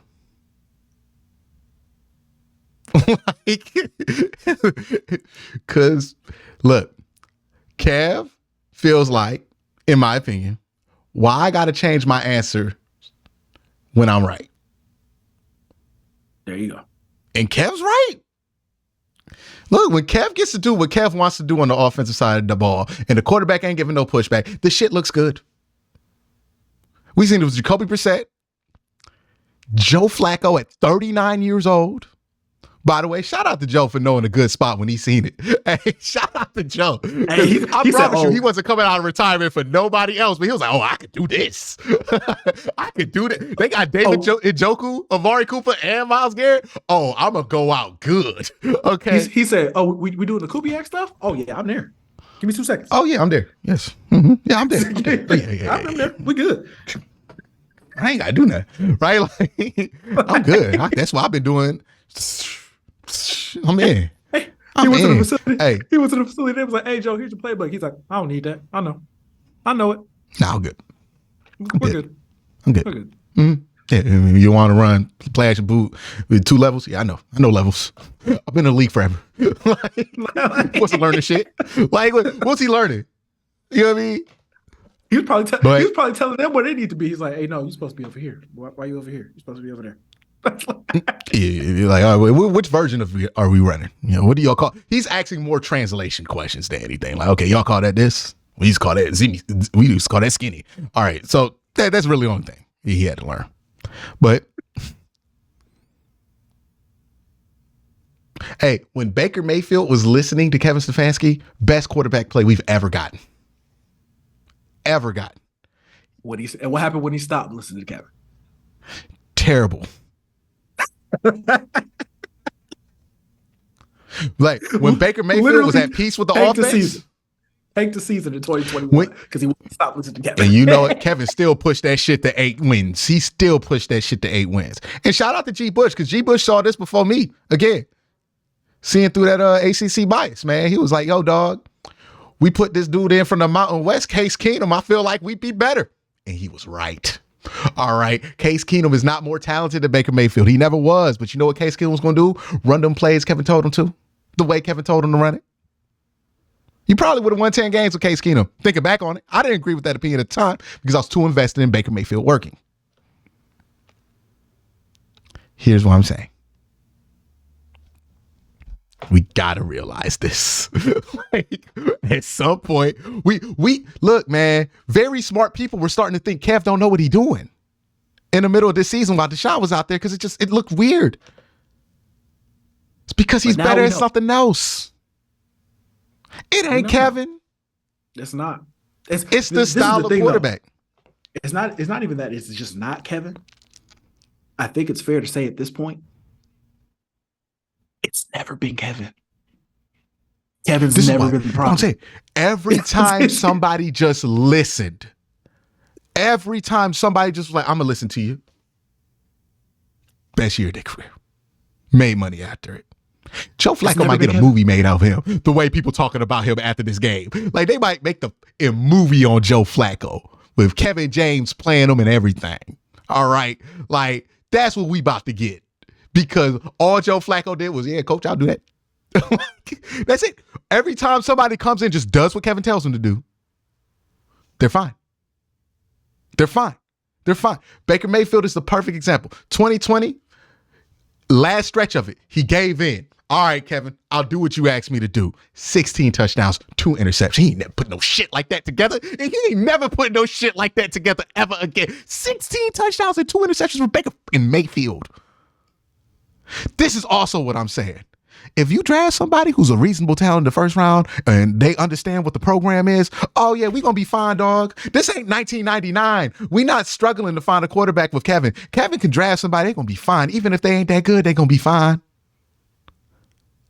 You telling me you can't get a rookie come in here and play well? Shit, that could be DTR. Like, it does not take much. All it takes is for you to be like, yeah, I'm gonna do it Kevin's way. And some guys play that way, some guys don't. Deshaun don't play that way. Look, if you let Deshaun go and he went to Tampa Bay and he played with Eric Bieniemy, Deshaun gonna look good again. Mm-hmm. He gonna look good. He ain't gonna be like top quarterback in the NFL, but he be like pretty good. He's still good. He's still athletic. He can still throw the ball. He can still read defenses. He still can process at a elite level. He just don't play the way Kevin requires him to play. But we should be fair. This feels like Odell again. He might come into next season, especially if they make the playoffs this year. He might come into next season like, I should probably just listen to Gabe. Cole, remember a conversation we had last week? We gotta have that conversation again. This is the conversation we need to have. Yes. Deshaun Watson came from Cartersville, Georgia, or some bullshit like that. Was so broke he was a Make-A-Wish kid. And he done balled his way into national champion, top quarterback in the NFL, passing leader, Deshaun Watson. $230 million, Deshaun Watson. The kid who had to have work done, build him a house. $230 million guaranteed because of how good he could slang that rock. Let me tell you what Deshaun Watson's never doing. Okay? Let me tell you what he's never doing. Changing the way he plays the game of football. He can't even change his game a little bit to not get hurt. How many times we was like, hey man, if Cam could just learn the Kubiak, he could be 30. Cam went from playing in community college to winning the national fucking championship. He's never changing. If you sign Cam Newton today, he gonna be on that line of scrimmage, city, and then running right. Like that's gonna be who he is because he done had too much success. Deshaun Watson has had far too much success. Far too much success. If you thought that Baker Mayfield, like understand, Baker Mayfield is the bar for like having too much success for you to change. Baker Mayfield, he had a hot season. like he spit a hot 16 on a song one time and he's like, I'm never changing my flow. He's kind of like the baby. Right?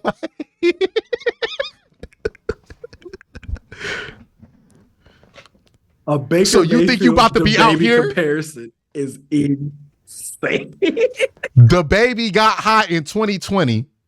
I'm serious. People gotta understand this. I'm being dead serious, but it is funny.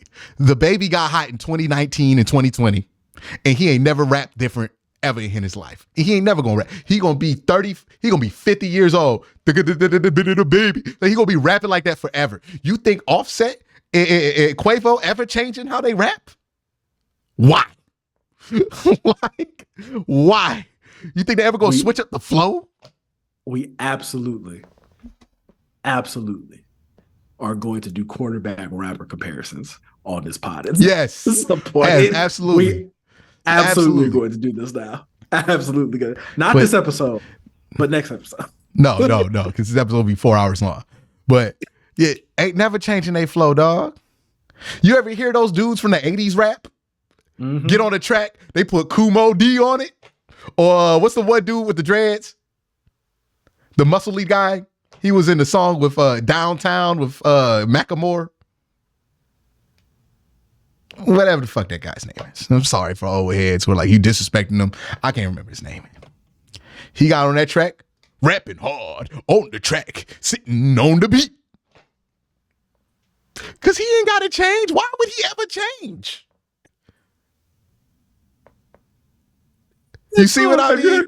Have you heard the Hannibal Buress on T-Pain podcast when he was talking about hip hop?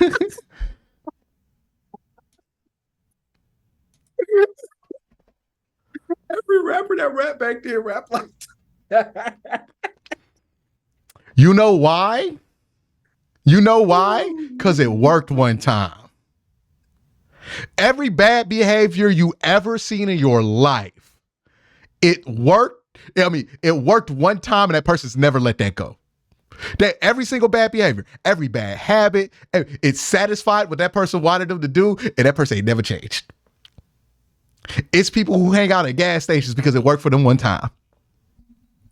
Like, you ever see those people at the gas station outside of Hanini? Shout out to my East Cleveland people. Like, you know why they there? It worked one time. And that's more than it usually worked for them. So they're going to do that for the rest of their life. Some people might be listening to us from a Hanini. Leave them women alone. Leave them women trying to get Ben and Jerry's alone. This is not the time. She got slippers on. Have some respect. But Jesus. Tell me I'm lying. Tell me I'm lying. She do be having slippers on. Like, tell me I'm lying. Like, slippers and pajamas. Hey, Mom. She ain't trying to talk to you. She got that cheetah scarf. You know, she got the cheetah scarf on. That is the international sign of, hey, bro, leave me alone. Like, the cheetah scarf, women have the cheetah scarf for that specific reason. Your girl don't even go to bed with the cheetah scarf all the time, but if she mad at you, cheetah scarf. Okay? Like, that is the official leave me the fuck alone scarf of the black community. Like, oh man, how did we get here? Oh yeah, this is how we got here. Deshaun Watson been too successful to ever change. He's not looking at this like, man, if I just conform a little bit and run that offense, I could be great. You know what he's thinking? If he just listened to me more, dog, look what can happen.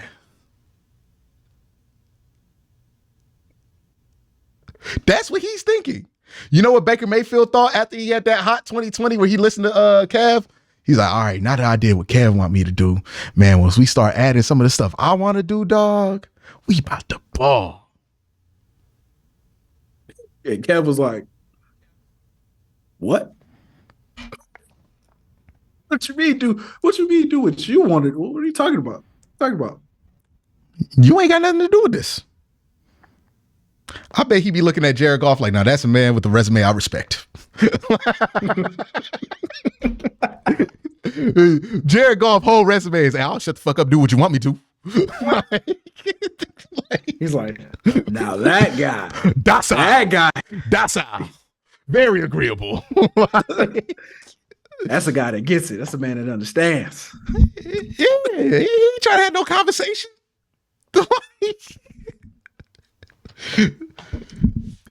That's what Kevin wants. And let's keep it a buck. That's probably what Kevin needs. It ain't like 39-year-old Joe Flacco is a baller. He's a good player right now, but part of that's because he just taking them layups Kevin putting on his platter.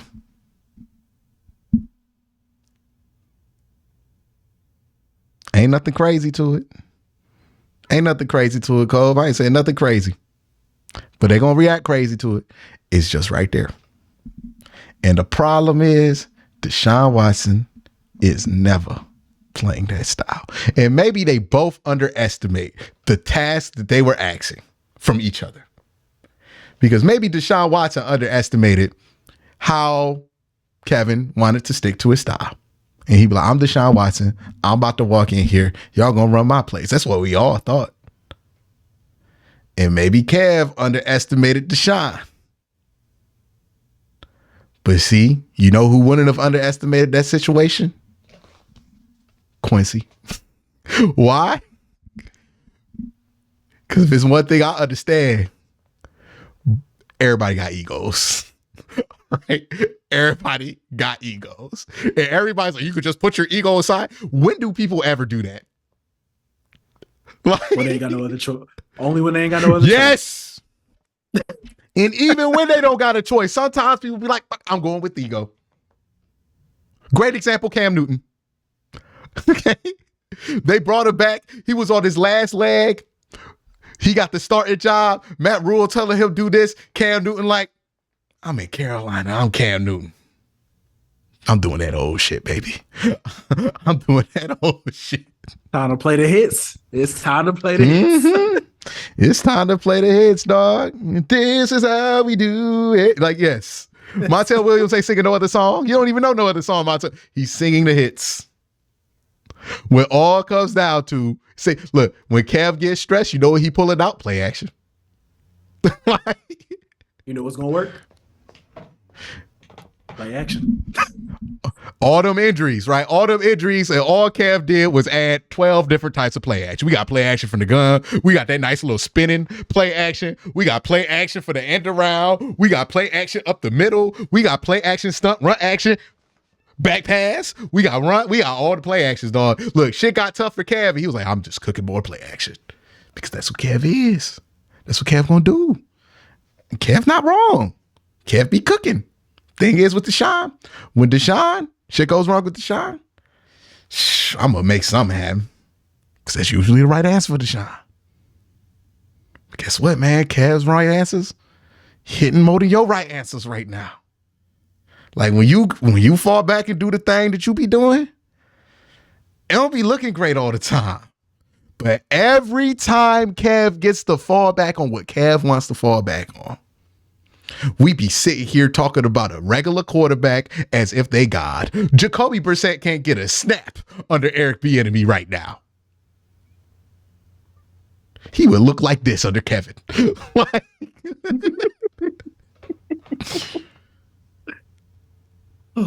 might get to the AFC Championship game with Kevin. Like, because Joe Flacco might. Hey, dog, he chose the wrong year to get hurt because Kev was proving a point, I guess. I don't know, dog. Because there's no way you can look at this season and go, the only way we can win a bunch of games is if we have Deshaun Watson. Now you're like, what would happen if we paired up a good rookie with Kev? Hey, dog, Jaden Daniels falls. You just hit on You just hit on something. You just hit on what I was talking about, bro.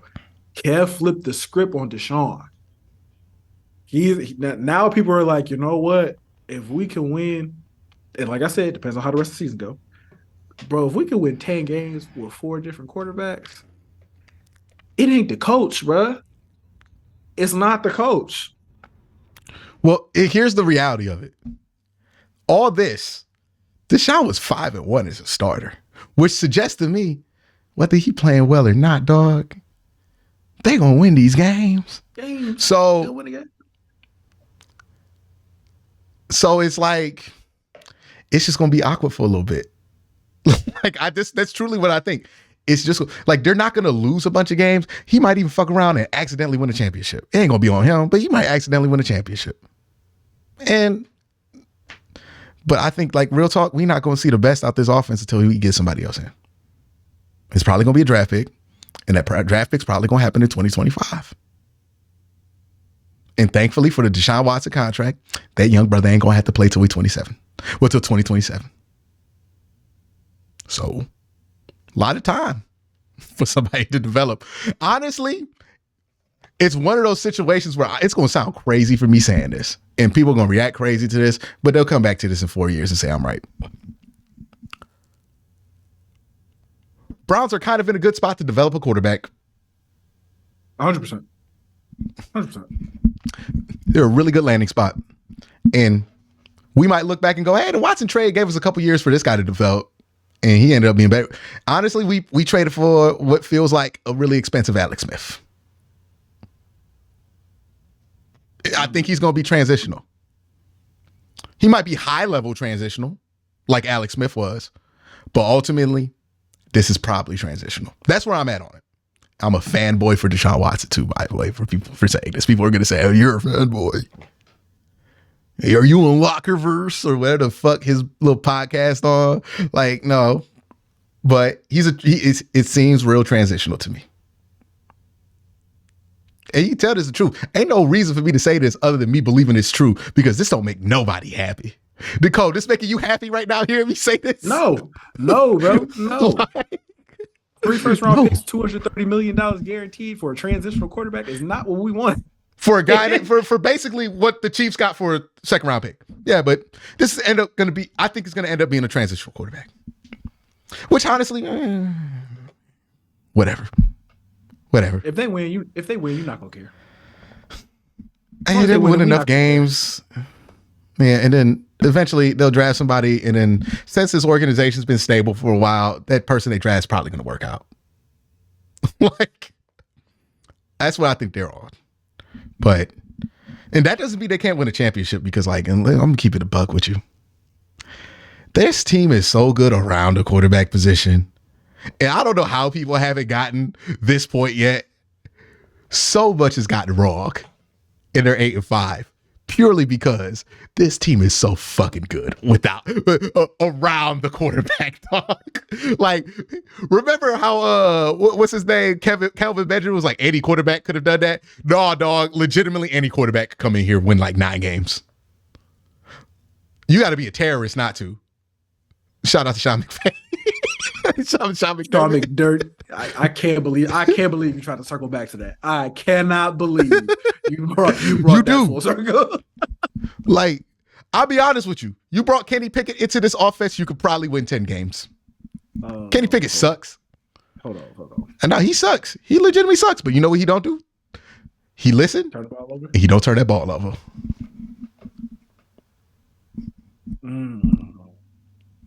I ain't gonna take it that far. I don't know. He might not throw to Amari Cooper. Like that might be the bigger problem. Yeah. You took that one too far. All right. But like, if Will Levis were here, we'd be trying to make him rookie of the year. Yeah, we'd be trying to make him rookie of the year.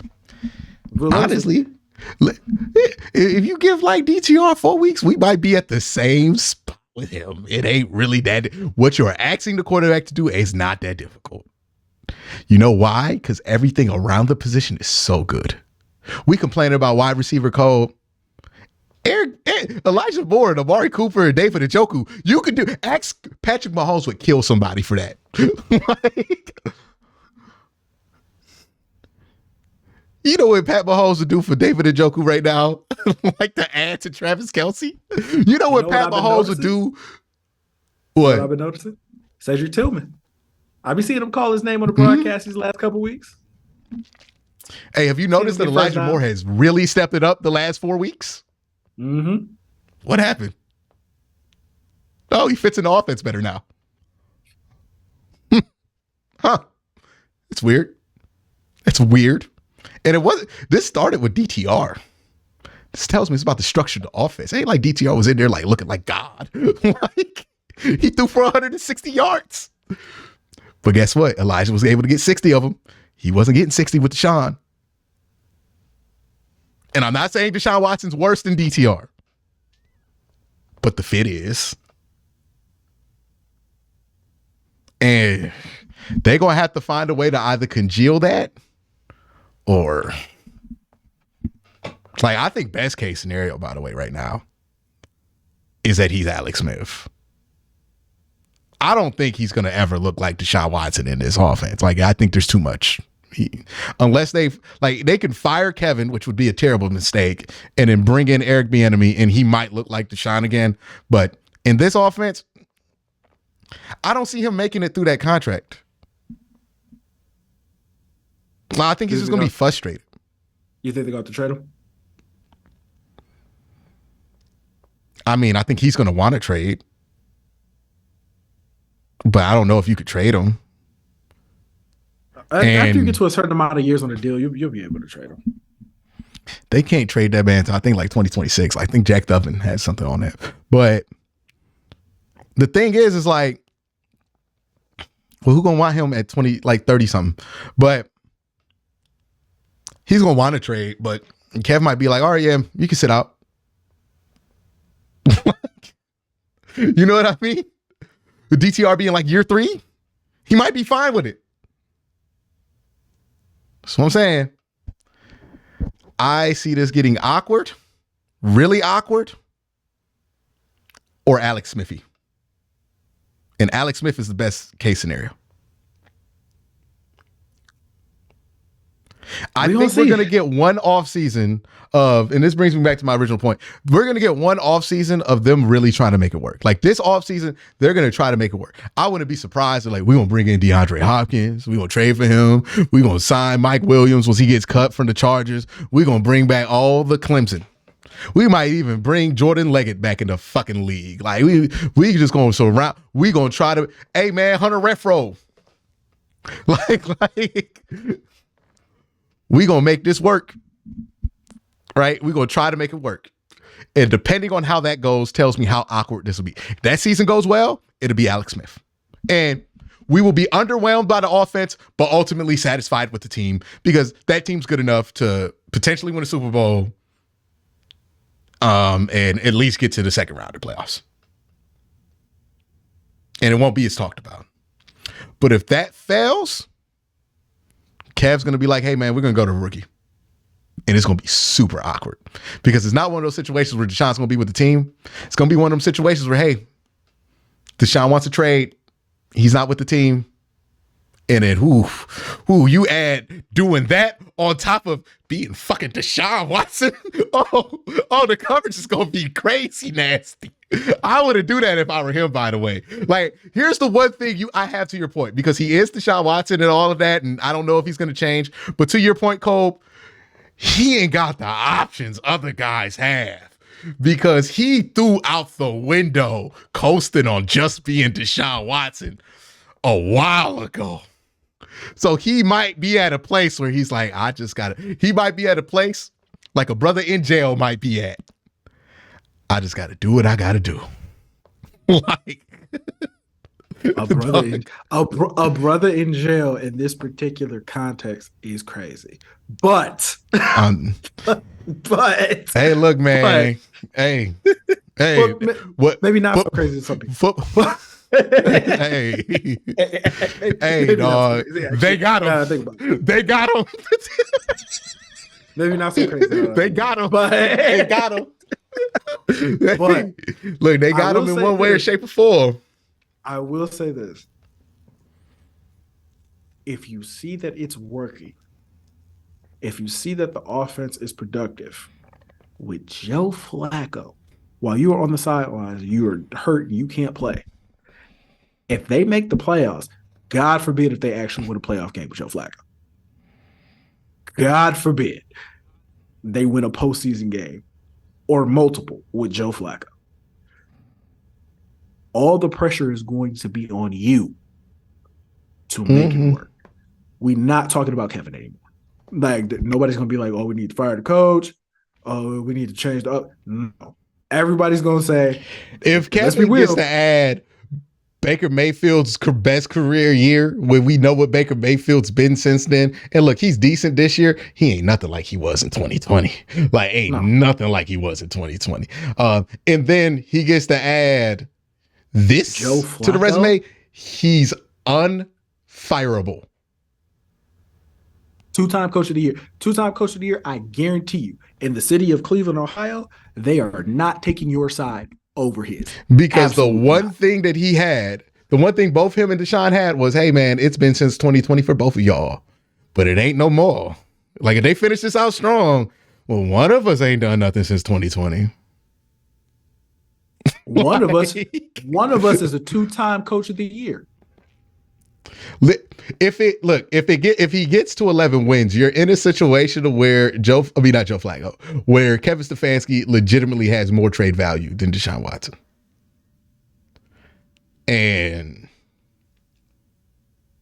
hey, once it's at that point, look, nothing about how he's handled anything has screamed to me a person that has the self-awareness enough to know that he's the one that's got to change. If that ain't change him, Cole, you think some football gonna change him? Like, I don't know, dog. I don't know, but I don't know. He got that situation handed to him and stood 10 toes down and said, I'm innocent. Despite all of the evidence out there to the contrary. I'm innocent. Asking us to hit a 27-point parlay on his innocence. He's about to put a parlay together of 27 teams. Okay, like that's what Deshaun Watson is out here trying to access. Not like, hey man, 10 of them. No, all of them. All 27. You think this gonna be what's gonna make him realize it? Or you think he in that box thinking should be me, cuz? Like, hey man, I don't think you think that, by the way. I think that the thought of that, I don't think we understand how hilarious that thought is, because I'm like, yo dog, that has such a small chance of happening. And it just nothing tells me that that he's gonna do that. Which is why I'm like, hey man, I'm hoping for Alex Smith. That's the only it's way not gonna be a great that's the trade. Only way forward. It's the only way forward. We gotta let go of the hope of this trade turning into something magnificent, and just hope that it gets a buy on technicality, kind of like we did with Baker Mayfield. Pretty much. Not the worst first pick in the draft. Hey, got by on technicality. He had a good season. Fuck you. Like, can't use us in the montage. Sam Darnold was worse. Josh Rosen was much worse. Go fuck yourself. It wasn't the worst quarterback trade. Hey, it's what the Denver Broncos are doing to the Browns right now when everybody be talking about the worst quarterback trade. Nah, fuck you. It wasn't. Russ cooking. Russ might cook this 1 year. Fuck you. Deshaun was worse, right? That's what they're hoping to get by on. Look, that's what we need to hope to get by on. It's like, hey man, I hope we just get by on the technicality on this trade and come out of it on the other end. And the way the Browns gonna come out this on the other end is, hey man, Deshaun Watson didn't work, but it let the groundwork for them to get. Shedeur Sanders looks excellent. Hey, one thing I know about Shedeur, he gonna listen to coach. Coach's kid. People be looking at Shedeur all types of crazy. At the end of the day, that's a brother who's a coach's kid. And what do coach's kids do? Either they listen or they don't. And the fact that his dad is so dedicated to coaching them tells me that's a kid who listens. And I bet Cav's looking at that like, yeah, see, that's a kid who listens.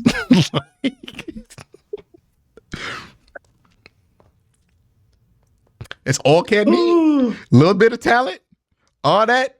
Hey, Shedeur Sanders, sit this bench for a year. You know what I mean? While we wait out this Deshaun contract, you'll play next year. Don't worry about it, brother. Hey, you know what I know Cam doing?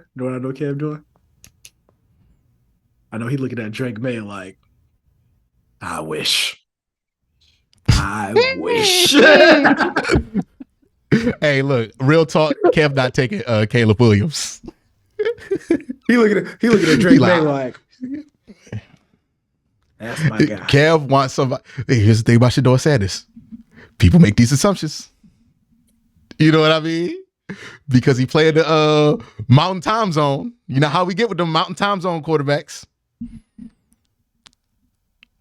When I see Shedeur cook, what Shedeur do? 1, 2, throw it. You know what I mean? Like 1, 2, check it, read it, get it. Shedeur ain't doing a whole lot of yeah. When he got to, he gonna do that. But Shedeur don't break to that. Shedeur, he take a lot of sacks in the pocket. You know why? He waiting for what coach said. You know what I mean? Like, Shedeur Sanders might be somebody to look at. Hey, Jaden Daniels. You make them assumptions. You know what Jaden Daniels out here doing? He transferred to LSU to get better coaching and talent. He like, yeah. And when they break that route, it's gonna be open, like Coach said. Like, Jaden Daniels falls to that second round. Hey, Deshaun, sell that house. Sell that house, big dog. Sell that house. Take this settlement. You gonna live good, okay? But it ain't gonna be here. Cause those are the dudes that Kevin thinks. Those are the dudes that Kevin's gonna go for. Like, he not looking at Caleb Williams like, yeah, I need that. I might, but like, Caleb Williams kind of too good to be coached. Jaden Daniels, Drake May, They gonna listen. Shador Sanders. He gonna listen. You know who he's not looking at? Quinn Ewers. Nah. Nah. No, nothing to do with that. And you know who he is looking at? Riley Leonard. I'm telling you this right now. That is what's going on. Like, there's a reason DTR was the backup, not Josh Dobbs. Because once Josh Dobbs learned that playbook, he be starting that bullshit, right? Like that. Why you think he was so eager to get rid of Josh Dobbs? Because Josh Dobbs learned the plays, acting like he ad-libbed to him. Kev was in there like, man, you learned this shit, and now you start to remix it. But Kev ain't the type to. Kev is the cook that don't want you to put no fucking sauce on nothing he cooked. Eat it how I gave it to you. It's good how it is. It's good how it is. Hey, you don't be adding no shit. Who you think you are adding shit to? Boy, I coach Kirk Cousins and Baker Mayfield to career years. You out here trying to add shit. Fuck you think you are. Eat it. Eat it. I don't know what kind of sauce that is. You better learn it. Joe Flacco came in like, ooh, that steak. Okay.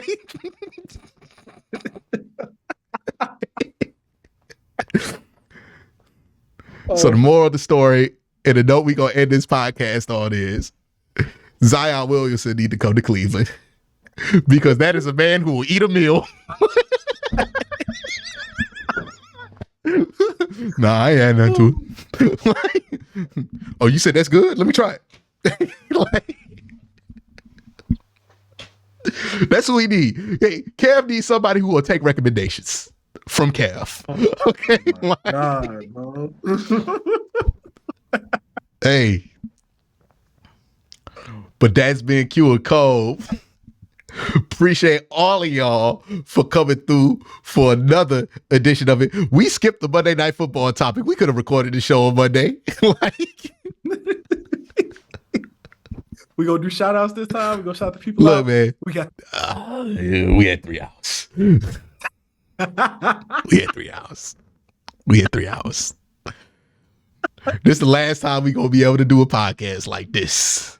Cause we bringing in somebody to script the offense. I pray for that, man, because we just talked about the problem that he gonna have to deal with. We got our Kevin listening to this like, oh dog. We got our Kevin Stefanski. Ain't no way. Hey, we good. Hey, he glad I did the 9/11 bit before he got on. He glad. He would have saw that and run down like, are we sure? Our first meeting, he gonna be like, hey, we ain't doing none of this shit y'all was doing. Hey, man. He gonna be like, hey, that Zion topic, that is a perfect example of everything we will not be doing going. No, the people love that. That's gotta stay. The people love that. Hey, they don't want me out here. Look, hey, if you in the comments, this is why I talk to that. I talked to the producer. He seems to understand what kind of offense we run. You know what I mean? Like he gonna be our Van Pelt. He gonna make sure everybody out, get 12 out. You know what I mean? He gonna make sure that everybody's coming out when they got to. Gonna help us draw up some both plays. We gonna be all in lockstep. That's why you do the interview to make sure, right? I feel pretty good about the gentleman. But you know, we will have the Zion topic. Now, how long I go on the Zion topic, now that's going to have to change, right? I understand. You want me to get rid of the ball quicker, coach? All right. Like, all right. All right. I'm going to have to be on time. Like, I understand. Like, Quincy, talk about the Browns. Talk about the Browns.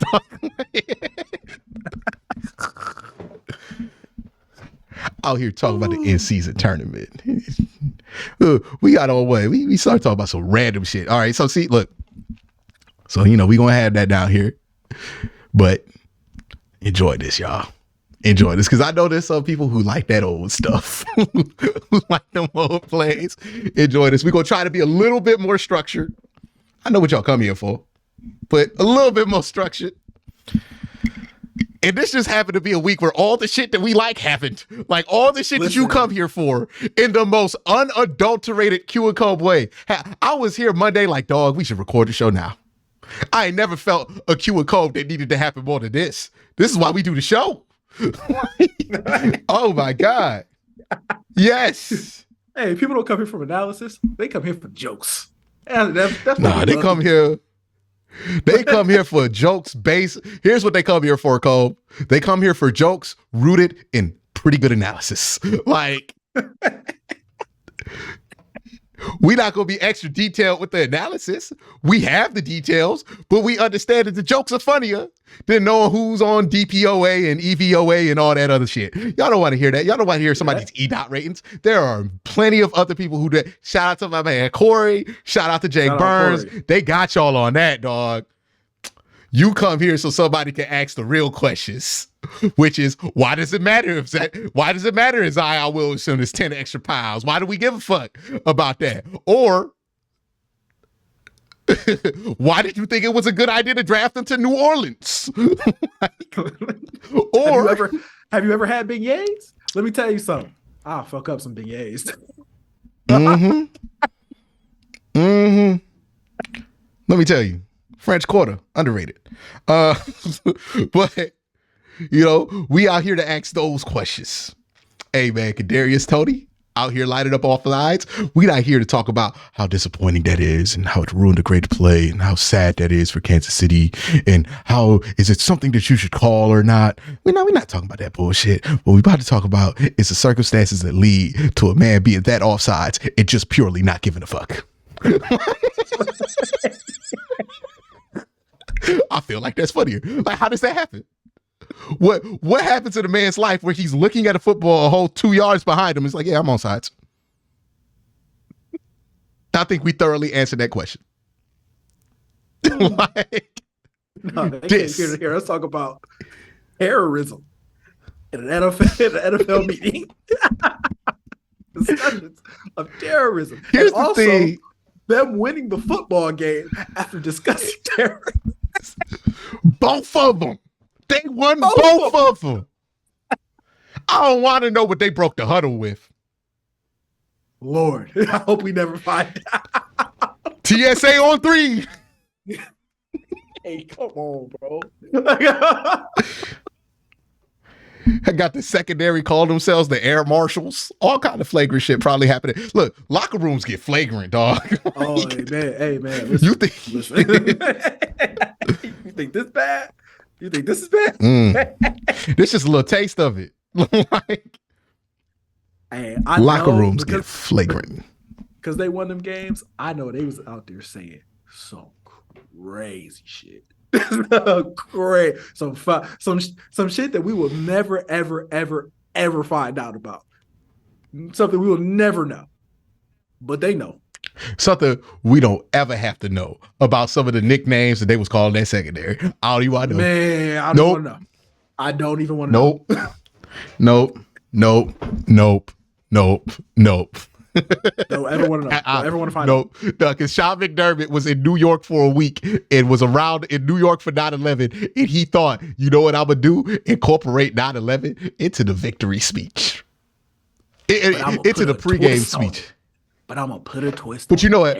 I can't just tell you, like, because we ain't here to sacrifice. You know what I mean? Like, that's how we got here. We not here to sacrifice. Cope, we here to win. Sean. That's, I promise you, as wild as that sounds, that's how he fucking got there. Like, that's how he got there. If you've ever wondered, how did he get there? That he was in 9/11, he was in New York for 9/11. He was thinking about 9/11, how to use it. He's like, man, nobody really won 9/11. Who won 9/11? Huh? Worst huh he had in his life. Worst. That's how he got there. Oh, man. You know how KADARIUS TONEY ended up 1.5 yards in front of the ball? Looked at that shit and goes, man, this looks fine to me. He wouldn't think about it being 4th down. He could fuck about that. He's like, it look a little off. Man, I don't give a fuck. That's how that happens. Okay. He probably knew he might have been offsides. He didn't care. And you know how I noticed? He didn't react when they called it. He did the classic. Yeah. Oh, they called it. Like, you know how flagrant you have to be for somebody to call a penalty on you, or you not to do it. You just go, I ain't think they'd call it. You ever foul somebody in basketball so hard, you're like, yeah, take shots. Take the shots. You just know. Yeah. No. No, that was out of bounds on me. I can't cheat the game. But yeah. Can't cheat the game? Can't cheat the game. Hey, man. So if you ever wonder, whenever you see something crazy happen in a football game, dog, we had so much QnCOLB, so we didn't get to talk about the Dolphins blowing a 14-point lead in like 12 minutes and how that gave us all flashbacks we are uncomfortable with. We didn't get to talk about that. Okay. By the way, just in case y'all know, just so y'all know what we was going to say, the Dolphins are frauds, and so are the Jaguars. Okay. Topic covered. We would have got there in a more creative way, but topic covered.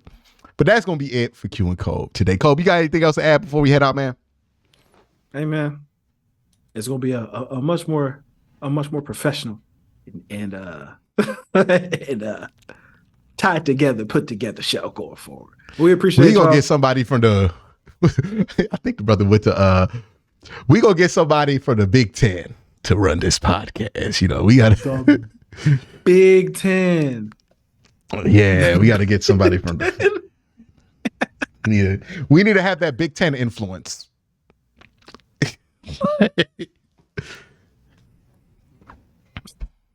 We need to get some Big Ten influence in here.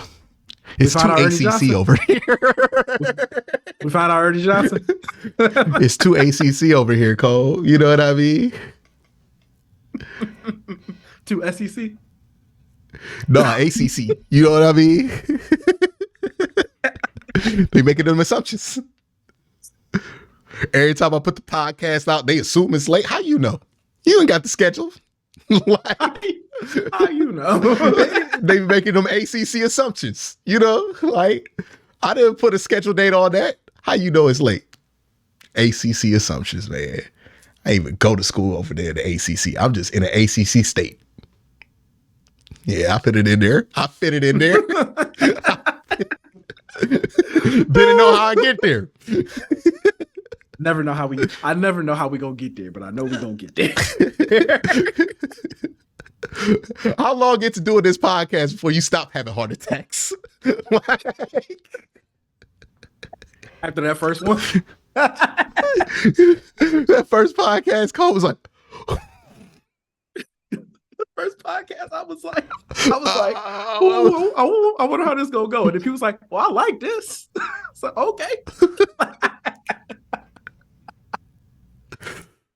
But yeah, y'all have a great day. Have an even better night.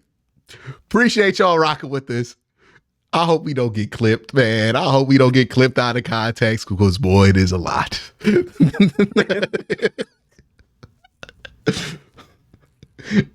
I don't think I'm the best person to handle that situation. I'll be honest with you. Because I'm the type to stand on business. Not me. I'm like, I apologize to everyone. I offended. Man, fuck that. Play the whole clip.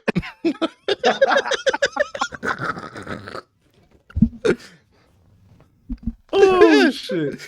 And you know I'm like this because I heard this story that Sean McVay said something about 9/11. I was like, well, what is the context? Because that's just how I am, dog. Like, I'm gonna wait. I was like, what you mean context? Nah, man, it's multiple angles. Because I have been known to take some stabs at some topics that are a bit tricky. Like, you can navigate them sometimes. You know what I mean? Sometimes you can't. And Sean McVay picked one he could not navigate. I was like, how would I navigate that? That's what my friend went. I could not believe how he chose to go about that. My brain would never let me do that. Nah, that's crazy. You ain't got to worry about that. I ain't never going there. Honestly, no reason to ever bring that up. Like, nope.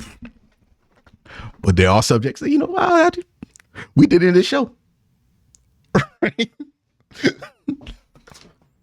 But shout out to that man. Shout out to Zion. Let Zion eat. I need to get off my brother like that. And honestly, football was more fun when we had the chubby running back. I said this before, you know, when Mike Scott was out there, when what was his name? Jerome the Bus Bennett, or whatever his last name was. Tolbert. Shout out Mike Tolbert. Mm-hmm. Mike Tolbert out here just rolling on the football field. You know what I mean? And guess what? Football was better for it. Now all we got is Myles Garrett. You know what would be fun to compare it to a Myles Garrett? A Sean Rodgers. You know what I mean? A Vince Wilfork. He's like, yeah, look at this is Myles Garrett, and he's chiseled out of granite. And this is Vince Wilfork. He's the granite that chiseled Myles Garrett, right? Like, both very impressive, two different builds. Hey, man, you can see yourself on TV because there's a lot of us that run security at the club that are excellent at their jobs, that are pretty good athletes, that look like Vince Wilfork. You know what I mean? They can see themselves in Vince. And every time I see Clyde Edwards-Helaire, I'm like, you know what, man? It feels great to be seen. It feels great to be seen. He closed the pod. It feels great to be seen. I'm going to give me a CEH jersey if he ever come to Cleveland. Be out here like, yeah, Clyde need more carries. Why? Because it makes the team better? Nah. Makes me feel better. Yeah, Clyde. Man, give Clyde the ball. Nick Chubb on the roster. Look, Clyde be having like 200 yards. Nick Chubb got 2,000. I'm out here like, yeah, Clyde and Nick Chubb have 2,200 yards. You know what I mean? They balling. We doing this. Like,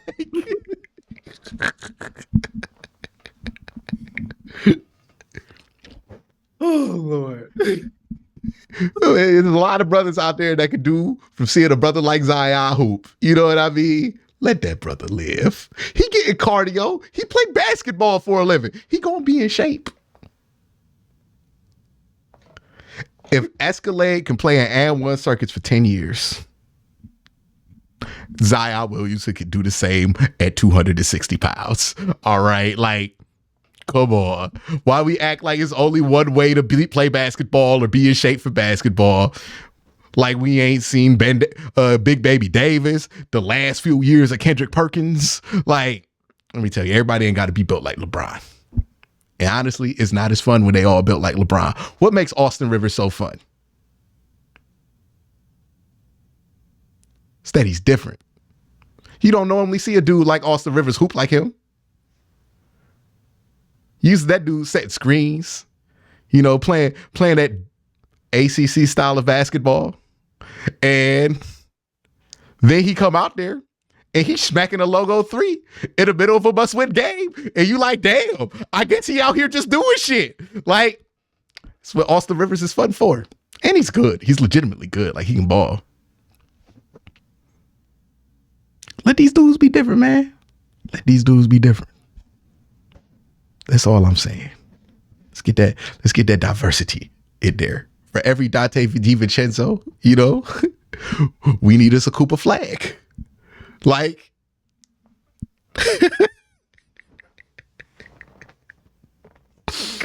for every LeBron James, we need a Shawn Kemp.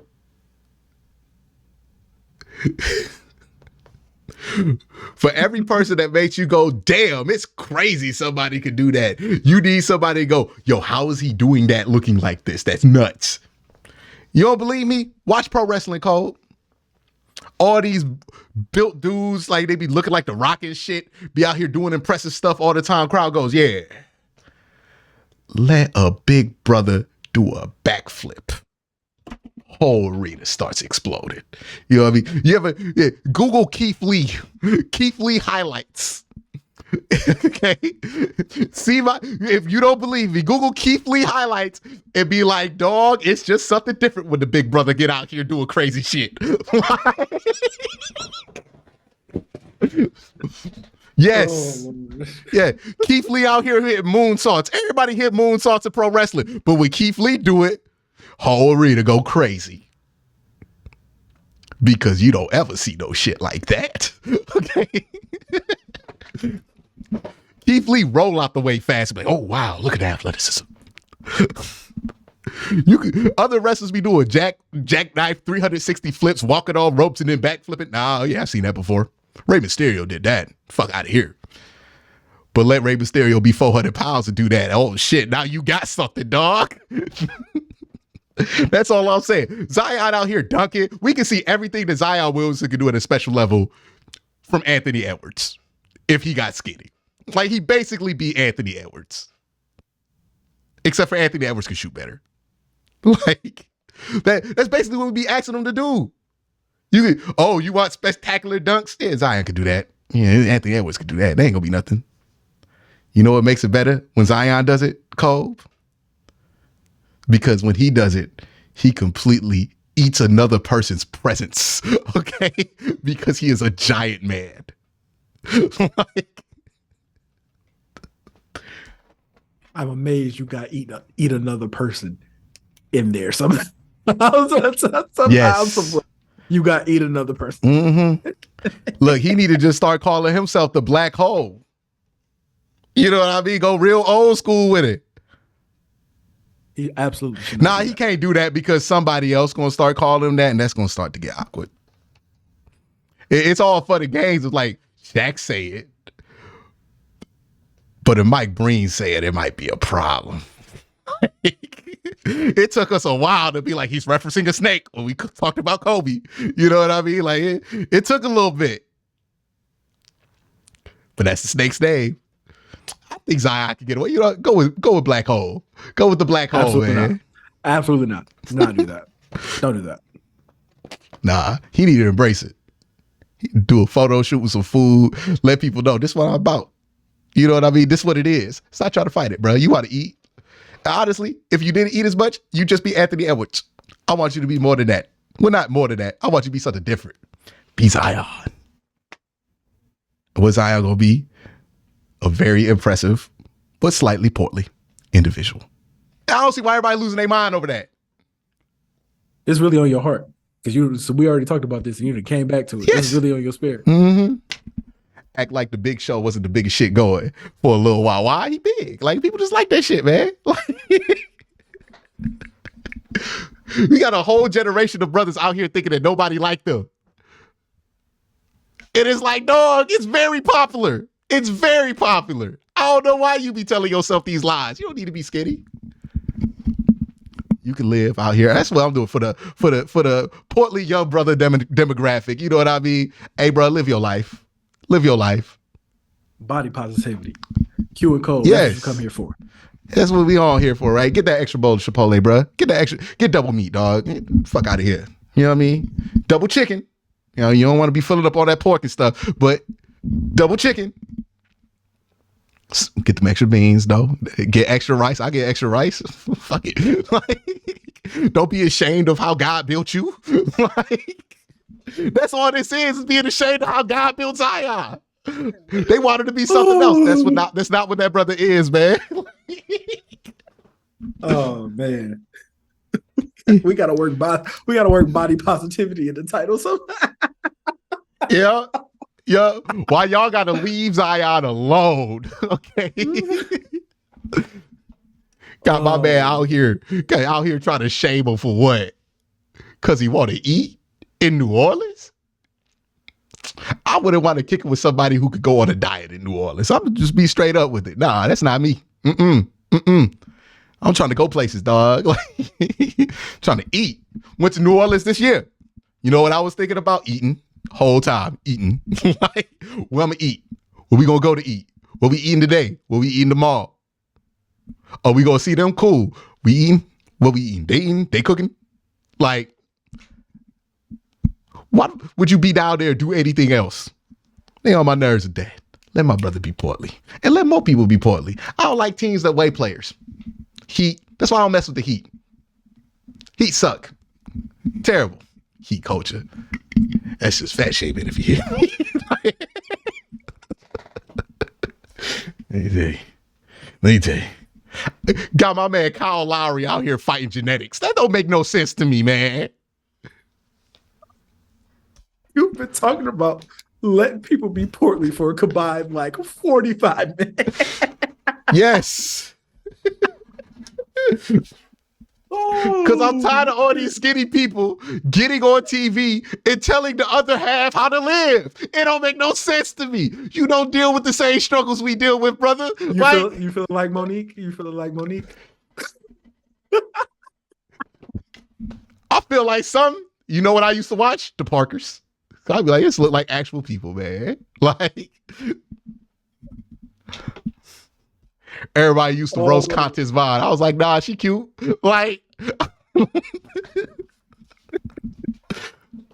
this why people watch the pod. Yeah, right here. Exactly why people watch. Yeah. Everybody else, man, like it'll make no sense.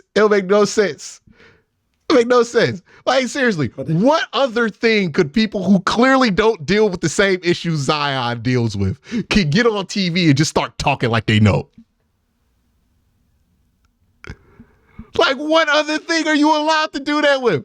But if it's about weight, you can just do whatever you want.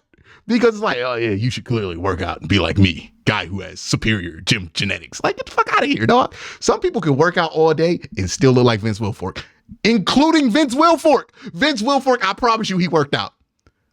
But Vince Wilfork gonna look like Vince Wilfork. And let me tell you something. The dude you think is kind of big, that's always at the gym, never losing weight, do you want nothing to do with that, brother? Okay? You want nothing to do with that, brother. Some people just built differently, man. If Stephen A went to the gym, he ain't gonna gain that much weight. He gonna still look like Stephen A because Stephen A built like Stephen A. But you can't get on TV talking about you should be built different. Like, he's basically getting on TV and saying, hey, Zion, you should change your genetics. What the fuck? Like, it's such an acceptable stance. It doesn't make any sense to me. I'm like, nobody's challenging this?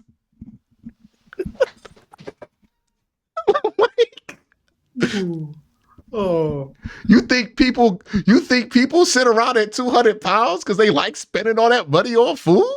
Like, I'm definitely about to start calling our pod the most body positive pod in sport. Straight up. Much more body positive than what we found out with Lizzo. But like, all right. Okay. We're not about to add another controversy onto this one, dog. We not about to. Okay. I ain't got it in me, dog. I don't got a third one in me. But that's all I'm saying, man. Shout out to everybody letting Zion live. You know, I know it sounds like jokes, but it's not just jokes. Y'all got eyes. Y'all see the camera screen. Y'all know I'm not skinny.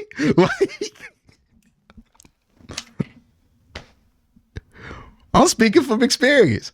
You can't live like that, bro. You can't. Everybody wants you to look the way you did when you was 16, dog. Your genetics change. You ain't gonna ever look like that again. You gonna have to look like how you look like, bro. And you gonna be what you are. And what you are can still be very healthy, very athletic, and very good at basketball. Don't understand why they doing this. I hope Zion watches this. You know what I mean? You imagine Zion watching this, be like, yeah, he right. I'm gonna call myself the black hole. I'm like, how was that the takeaway? Real talk. If I was in Zion's position and Stephen A told the world that the chefs are worried that I'm gonna eat the table, next time I get 40, so I ain't even just trying to get a bucket, dog. I'm trying to eat the bucket. T-shirts available on ZionWilliamsonMerch.com. I'm selling Eat the Table merch. Fuck it. Gonna try to shame me for liking food. Fuck out of here, man. Fuck out of here. Get the fuck out of my face with that. Stephen A. Smith drinks one drop of wine and is full. And you supposed to tell me how I'm supposed to eat? Nah, dog. Man, shout out to Eddie Lacy. That's the last king we had, man. And y'all shamed him out the league too. We shout out Eddie Lacy. This is crazy. I completely forgot. Kelvin Benjamin shamed him out the league. You know what I mean? Because y'all want him to be something he ain't. Jared Lorenzen, R.I.P. You know what I mean? R.I.P. Hey, Brandon Jacobs. Real one right there. All we got is Clyde. And Clyde, man, he don't play. Why? Because they put the skinny brother in front of him. All right, it don't even matter if you in the first round. It don't even matter. He live in the struggle. He like, all I gotta be is tall.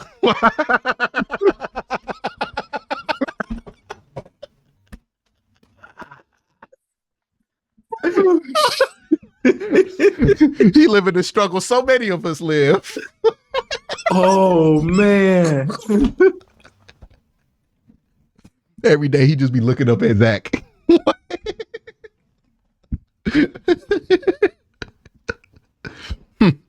Undrafted?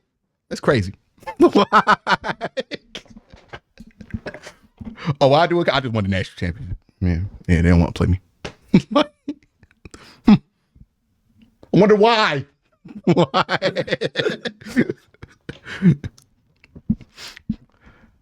I feel you, Clyde. This is always a safe space for you. Hey, when you get your 2 carries and everybody in Kansas City mad that you got them, I'm not. I'm rooting for you. I'll root for you, Clyde. But y'all have a great day. I'm trying to close the podcast out. Nobody bring up no food Zion around me again. Shout out to the listeners who get to this point. And listeners, let me know what struggle you live in, right? Like, are you living the Stephen A struggle? Or are you living that Zion struggle? You know what I mean? Let me know where you at on the struggle. We understand there are different struggles and different ways to go about life, and however your genetics work out, it's how your genetics work out. We are a very understanding podcast about that subject. Let us know what your struggle is while they out here getting mad at Zion for existing. He dropped how many points, Cole? 36. They out here talking about he way too much. No, he don't.